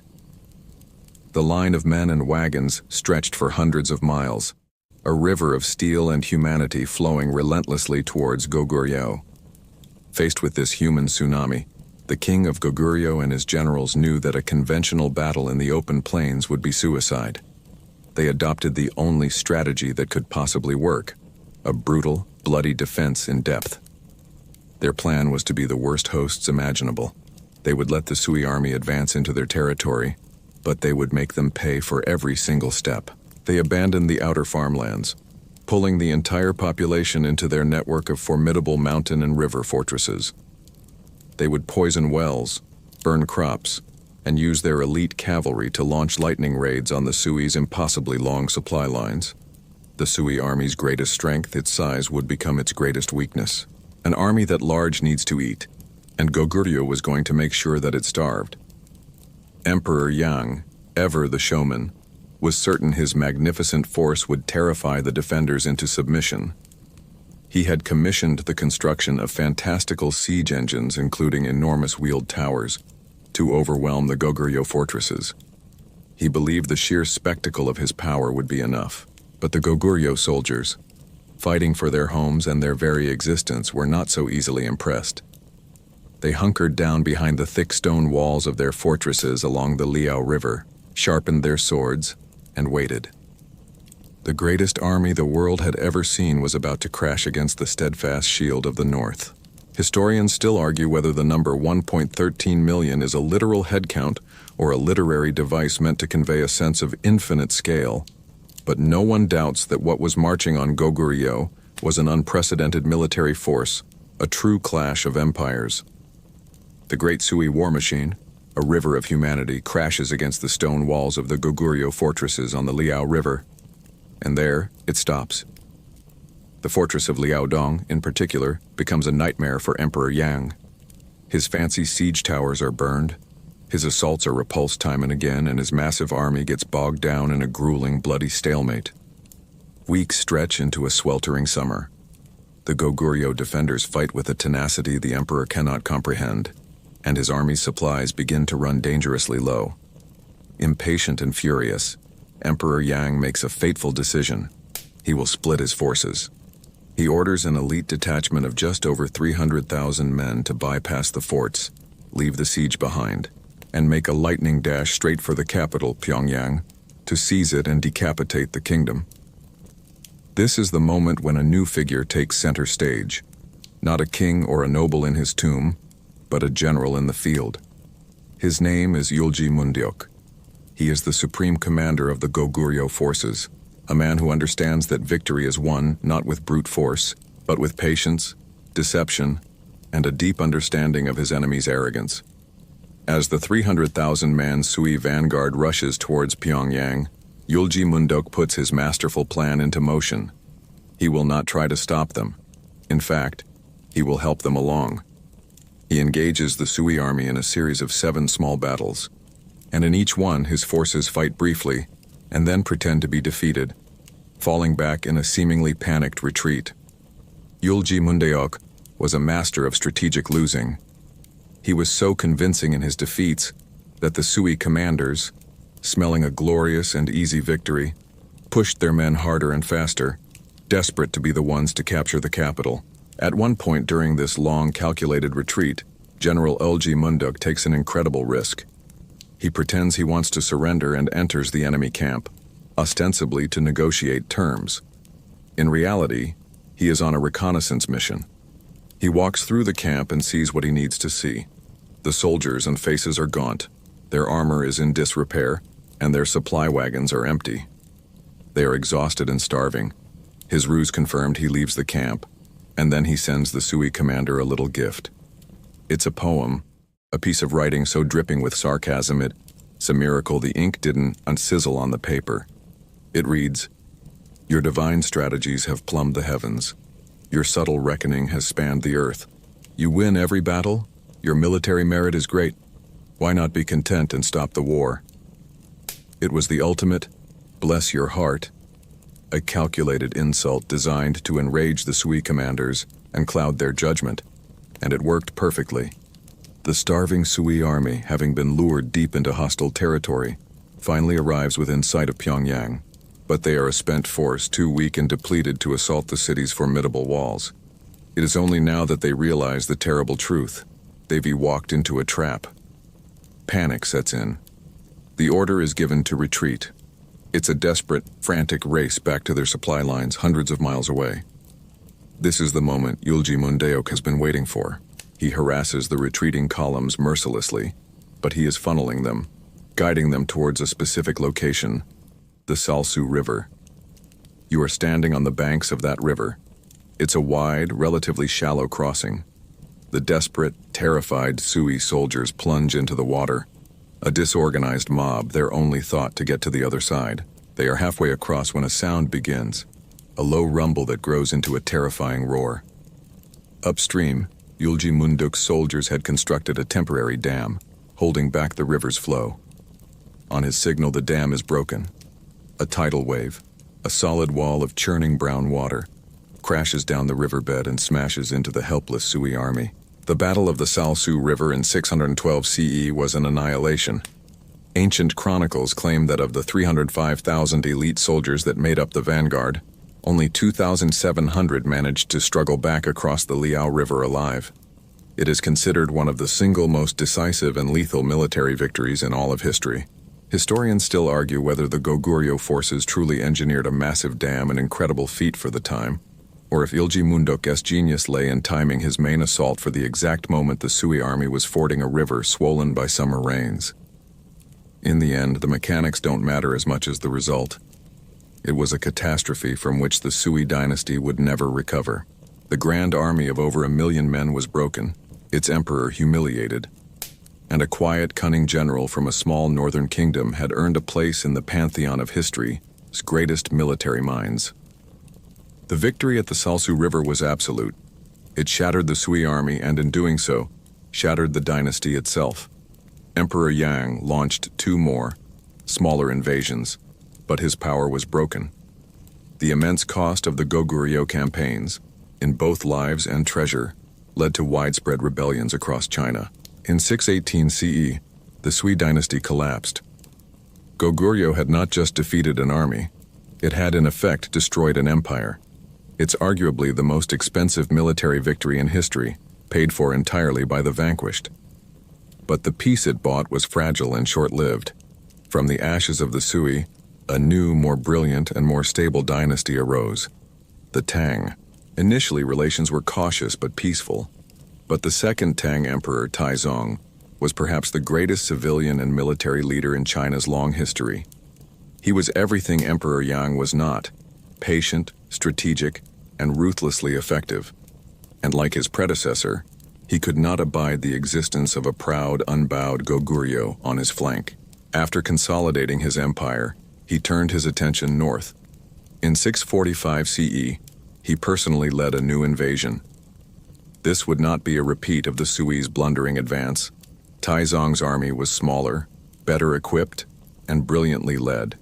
He learned from the past, avoiding the rainy season and securing his supply lines. One by one, the vaunted Goguryeo fortresses of the Liao line, which had held out so stubbornly against the Sui, fell to the Tang's superior siegecraft.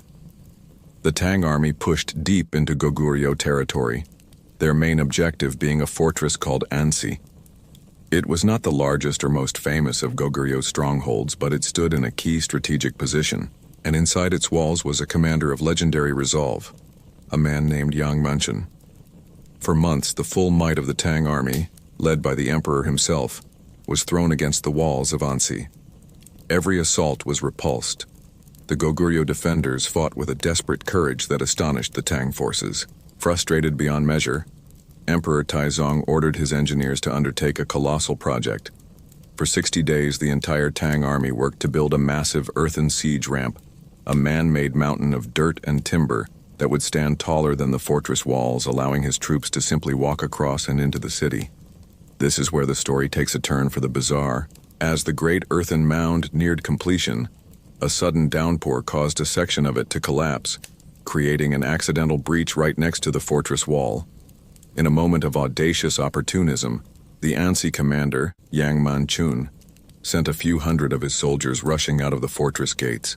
They scrambled up the collapsed section of the siege ramp, overwhelmed the startled Tang guards, and captured the entire structure. They quickly dug trenches and set up defenses. The Tang army now found itself in the monumentally embarrassing position of having to attack its own siege ramp. For 3 days they tried to take it back, but the Goguryeo soldiers held firm. It was a military blunder of epic proportions, like building a Trojan horse and then forgetting to lock the door. With the failed siege ramp now a Goguryeo outpost, his own supplies dwindling, and the famously brutal Manchurian winter fast approaching, Emperor Taizong had to admit defeat. He ordered a humiliating retreat. The legendary defense of Ansi Fortress in 645 CE became one of the most celebrated events in Korean history, a powerful symbol of resistance against a seemingly invincible empire. But the victory at Ansi was not the end of the war. It was just the end of the beginning. Taizong, though repulsed, was not defeated. He changed his strategy. The grand invasions were over. In their place, the Tang began a relentless war of attrition. Every year, smaller, faster Tang forces would launch raids into Goguryeo territory, with the express purpose of burning crops, destroying villages, and drawing Goguryeo's armies into costly skirmishes. It was the strategy of 1,000 cuts, designed to slowly bleed the northern kingdom to death. It was like having the world's most powerful and persistent bad neighbor, who shows up every autumn to trample your garden and steal your harvest. During that bitter siege at Ansi, a legend was born that speaks to the ferocity of the defense. Historians still argue whether Emperor Taizong was wounded in the battle. While Chinese sources make no mention of it, some later Korean chronicles claim that he was shot in the eye by an arrow, fired from the walls by the commander Yang Manchun himself. Whether true or not, the story illustrates the deep impression Ansi's defiance left on the collective memory of the Korean people. For now, Goguryeo had survived, but it was a wounded survival, facing a long twilight struggle against a foe that would never forgive and would never give up. The heroic defense of Ansi Fortress was a moment of incredible glory, but it was the brilliant, beautiful flash of a dying star. The long war of attrition that followed did exactly what the Tang Emperor had intended. Year after year, the raids continued, slowly and systematically gutting Goguryeo's strength. The fields along the frontier were burned so often they ceased to be planted. The constant mobilization of soldiers drained the kingdom of its young men. The treasury, once filled with the riches of a vast empire, was empty. Goguryeo was growing old, tired, and poor. The ironclad warrior of the north was bleeding from 1,000 cuts. As the kingdom weakened externally, it began to rot from within. The final decades of Goguryeo were dominated by a single titanic figure, a general-turned-dictator named Yeongesumun. He was a ruthless and brilliant military leader who seized power in a bloody coup and ruled the kingdom with an iron fist. It was he who masterminded the defense against Emperor Taizong. But his strength was also the kingdom's weakness. He ruled as an absolute autocrat, and when he died in 666 CE, he left a catastrophic power vacuum. His 3 sons, who inherited his ambition but none of his talent, immediately began to fight amongst themselves for control. It was a textbook case of terrible succession planning, a family squabble that would doom a nation. While Goguryeo was consumed by this civil war, its enemies seized the opportunity. The Tang dynasty found a powerful new partner, the southern Korean kingdom of Silla. For centuries, Silla had been the weakest of the 3 Korean kingdoms, often bullied and dominated by its more powerful neighbors. But it had grown strong, and it had a burning ambition to unite the entire peninsula under its own rule. They formed a formal military alliance with the Tang. It was the ultimate, "the enemy of my enemy is my friend" pact, a strategic masterstroke that sealed Goguryeo's fate. The kingdom was now facing a devastating 2-front war, attacked from the west by the Tang and from the south by Silla. You are now standing on the battlements of Pyongyang in the autumn of 668 CE. The end has come. Below the city walls, a vast combined army of Tang and Silla soldiers stretches as far as the eye can see. Their banners snap in the cold wind. For a month, the city has been under siege. The familiar, terrifying sounds of war fill the air. The thud of catapult stones against the walls, the whistle of arrows, the distant shouts of the enemy. But inside the city, the greatest enemy is not outside the gates. The city is starving. More importantly, it is leaderless. The sons of Yongaesumun have turned on each other. One has already defected to the Tang, actively guiding their attacks. The will to resist is crumbling. The final moments of the 700-year-old kingdom do not come with a heroic last-ditch cavalry charge or a climactic battle at a breached wall. They come with a quiet act of betrayal. In the dead of night, a faction within the city, led by a Buddhist monk named Sin Seong and other exhausted officials, decides that further resistance is futile. They sneak to one of the city's main gates. You hear the groan of rusty iron as the heavy bars are lifted, the creak of the massive wooden doors swinging open. The enemy, astonished at their luck, pours into the city. After decades of withstanding the largest armies in the world, the mighty fortress of Pyongyang is brought down by a handful of men who were simply tired of the war. The last king of Goguryeo, King Bojang, is captured. His fate is a strange and sad postscript to the story. He was taken as a captive to the Tang capital, but instead of being executed, he was given a comfortable, symbolic title and a pension. A few years later, ever the patriot, he was discovered using his position to try and secretly organize a Goguryeo restoration movement. The Tang emperor, his patience finally at an end, exiled him to a remote part of southern China, where he died, a king without a kingdom. Historians still argue whether the final collapse was inevitable, the result of overwhelming external force, or if Goguryeo's own internal divisions were the primary cause. Was the kingdom truly conquered, or did its own bitter infighting deliver the killing blow? The answer, lost in the smoke of the fallen capital, is likely that the house was already rotten to its foundations when the great storm finally pushed it over. The long, proud story was over. The great gates of Pyongyang are open, the last king is in chains, and the banners of the Tang and Silla fly over the ancient capital. A kingdom that stood for over 700 years, a kingdom that had defied empires and shaped the history of a continent, is gone. The Tang Empire annexes the northern territories and Silla absorbs the south. Tens of thousands of the Goguryeo ruling class are forcibly relocated deep into China to break their power and prevent any chance of rebellion. It seems like a definitive, brutal end. But a people are not a fortress. An identity is not a wall that can be torn down. From the ashes of the fallen kingdom, the embers of the Goguryeo spirit stubbornly refuse to die. For the next 30 years, the former lands of Goguryeo were a hotbed of rebellion. Leader after leader rose up, rallying the scattered remnants of the army and the populace to try and restore their lost nation. The Goguryeo people just refused to accept that their story had been canceled. These restoration movements were ultimately crushed by the overwhelming power of the Tang, but they kept the dream of independence alive. And then, in 698, one of these rebellions finally succeeded. A former Goguryeo general named Dai Zhou-yong led a large group of Goguryeo refugees and allied northern tribes out of the reach of the Tang and re-established a new state in the old Manchurian heartland. He named his kingdom Balhae.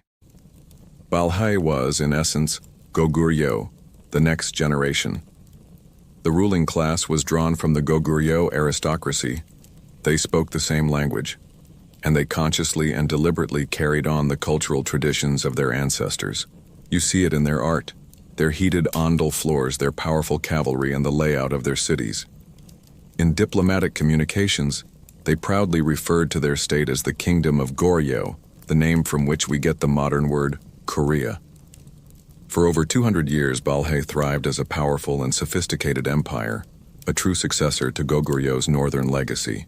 The establishment of Balhae, coexisting with unified Silla to the south, created what Korean historians call the North-South States period. The spirit of Goguryeo had not died. It had simply moved back to its ancestral home.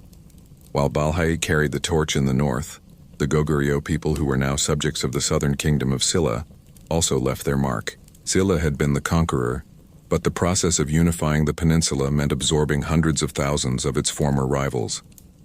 Goguryeo military techniques, administrative knowledge, and artistic styles blended into the new unified Silla, creating a richer, more diverse culture. The Goguryeo people, though now part of a different state, were still shaping the destiny of the peninsula. The final and most direct inheritance came another 2 centuries later. By the early 10th century, unified Silla was weakening, and the peninsula was once again fracturing. A new leader emerged, a brilliant general named Wang Geon. He was from a powerful merchant family in the central region, an area with a strong population of Goguryeo descendants. When he established his new dynasty, he made his intentions clear with the name he chose: Goguryeo. It was a direct and explicit claim to be the heir of the great northern kingdom. Naming his dynasty Goguryeo was a stroke of marketing genius. It was like calling your new startup Apple 2.0. It immediately gave him a powerful historical legitimacy. He backed up this claim with action. When the northern kingdom of Balhae was finally destroyed by the nomadic Khitans in 926, a massive wave of refugees, led by the Balhae crown prince, fled south. Wang Geon, the founder of Goguryeo, did not treat them as defeated enemies. He threw open his borders and welcomed them as kinsmen.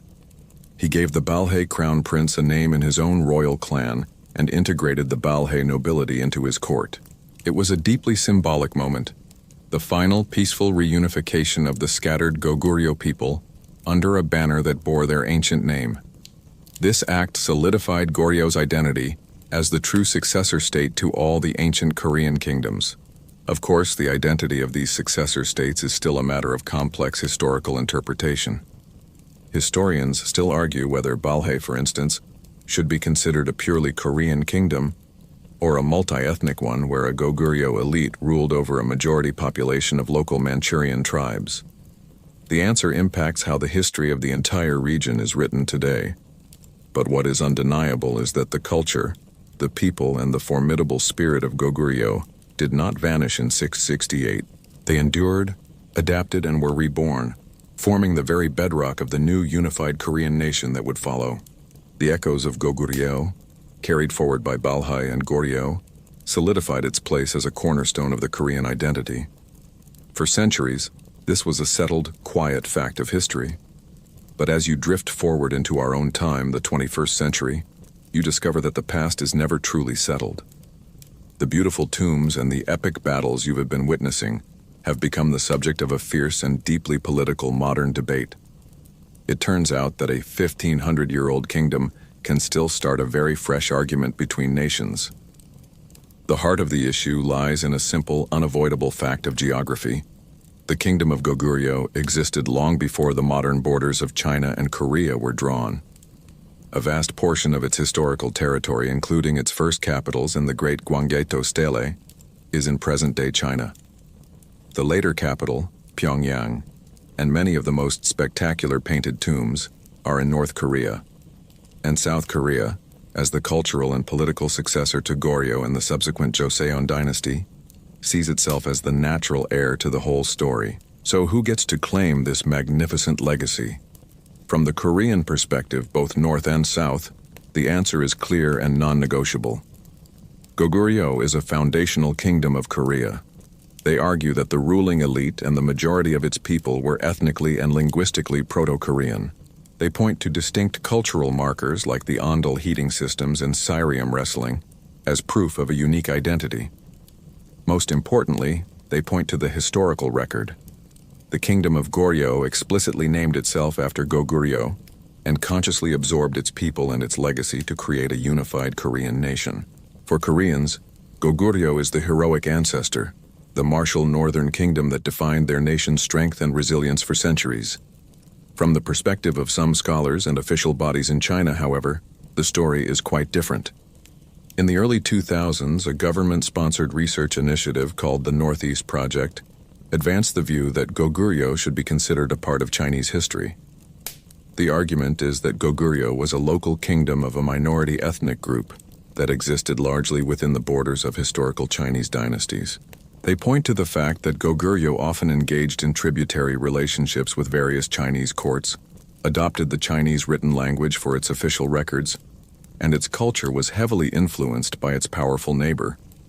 In this view, when Goguryeo fell, its people and territory were absorbed back into the Chinese sphere, making its history a chapter in the long, multi-ethnic story of China. Both sides have their historical receipts, and they are not afraid to use them. The dispute became so heated that it required diplomatic intervention. In 2004, when the magnificent tombs were registered as a UNESCO World Heritage Site, a delicate compromise was reached. The sites were split into two separate listings: the capital cities and tombs of the ancient Koguryo kingdom, located in China, and the complex of Koguryo tombs located in North Korea. It was an elegant, if slightly awkward solution that acknowledged the modern political reality without settling the historical argument. The debate can get surprisingly granular, fought over the interpretation of a single brushstroke in a tomb mural. Chinese scholars might highlight clothing styles or architectural details in the murals that resemble those of the Han Chinese. Korean scholars might counter by pointing to depictions of distinctly Korean customs, or even food, as evidence of cultural independence. The battle for a kingdom's soul is sometimes fought over the historical interpretation of ancient pickles. But as you watch this modern tug-of-war over the ancient kingdom, you might begin to feel that both sides are missing a larger point.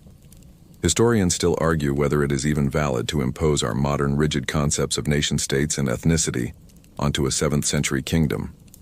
In reality, Goguryeo was a cosmopolitan, multi-ethnic empire. Its population included Proto-Koreans, various Tungusic peoples, remnants of nomadic tribes, and Han Chinese. Its identity was likely far more fluid and complex than our neat little boxes of Korean or Chinese can ever capture. Trying to force Goguryeo to choose a single modern national identity is a bit like trying to get your incredibly accomplished great-great-grandfather to pick just one job title for his social media profile. It simply doesn't do him justice. You leave the noisy modern world of politics and retreat, one last time, into the quiet, cool darkness of a Goguryeo tomb. The modern arguments over ownership and identity seem to fade away, replaced by a much more immediate and heartbreaking concern. You are looking at the great white tiger of the Goguryeo tomb, its muscles still coiled, its snarl still fierce, but you notice something you hadn't before. A fine network of cracks runs through the plaster, a faint bloom of white salt crystals dusts a patch of its fur.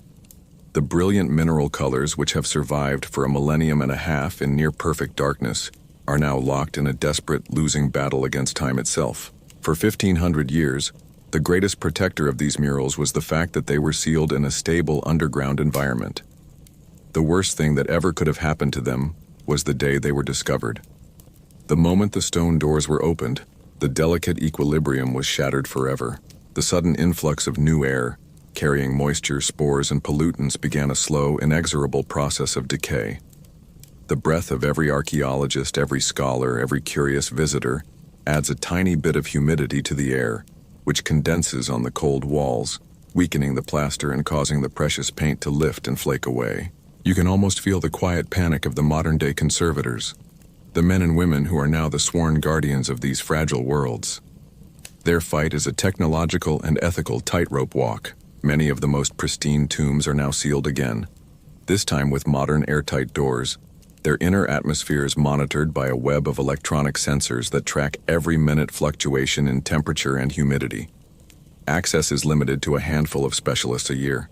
We can no longer go inside because our very presence contributes to the destruction of what we want to see.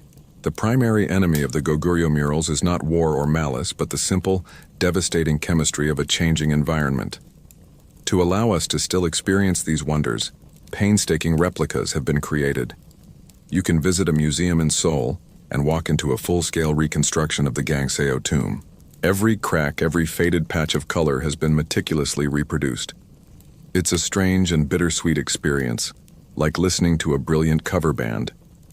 It looks and sounds almost exactly like the real thing, but you are haunted by the knowledge that the original is living a quiet, protected, and inaccessible life somewhere far away. The early days of studying these tombs were a different story. You can find old photographs from the early 20th century, showing researchers and officials posing proudly inside the ancient chambers, their hands sometimes resting right on the painted walls. It's a conservator's worst nightmare, a reminder of how much we've learned about how to care for the past. The challenge of preservation has no easy answers. Historians and conservators still argue whether the best approach is active intervention or passive isolation. Should they apply modern chemical compounds to consolidate the flaking paint and plaster, running the risk of causing unforeseen damage decades from now? Or should they pursue a purely passive approach, resealing the tombs as perfectly as possible to recreate their original stasis, which means the art can no longer be seen or studied directly? It's the ultimate preservation dilemma, a high-stakes debate over how best to care for a priceless 1,500-year-old patient. And so you stand here, in this silent, sacred space, and you watch the great divine beasts and the celestial gods slowly, gracefully, fade. The vibrant world of Goguryeo, which blazed so brightly on these walls, is retreating back into the earth, one microscopic flake of paint at a time. The powerful riders, the graceful dancers, the Taoist immortals, they are all continuing their journey, a journey that now leads into the quiet oblivion of time.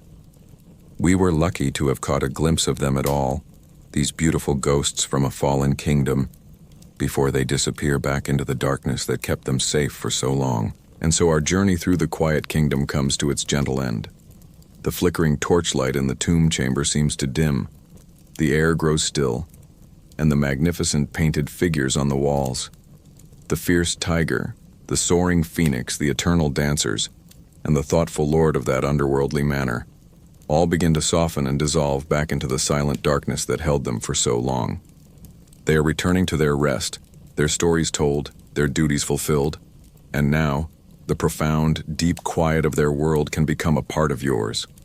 Let the echoes of their history fade into the soft hum of the fan in your room. Let the rugged mountains and the vast starry skies of ancient Goguryeo become the landscape for your own peaceful journey into sleep. There are no more battles to witness, no more tombs to explore. Only the gentle, welcome pull of slumber. The story is over, and all that is left is this moment of peace, this comfortable stillness. Let your thoughts drift, let your breathing slow, and allow yourself to sink into the deep comfort of your bed, feeling safe and secure and ready for a deep and restorative rest.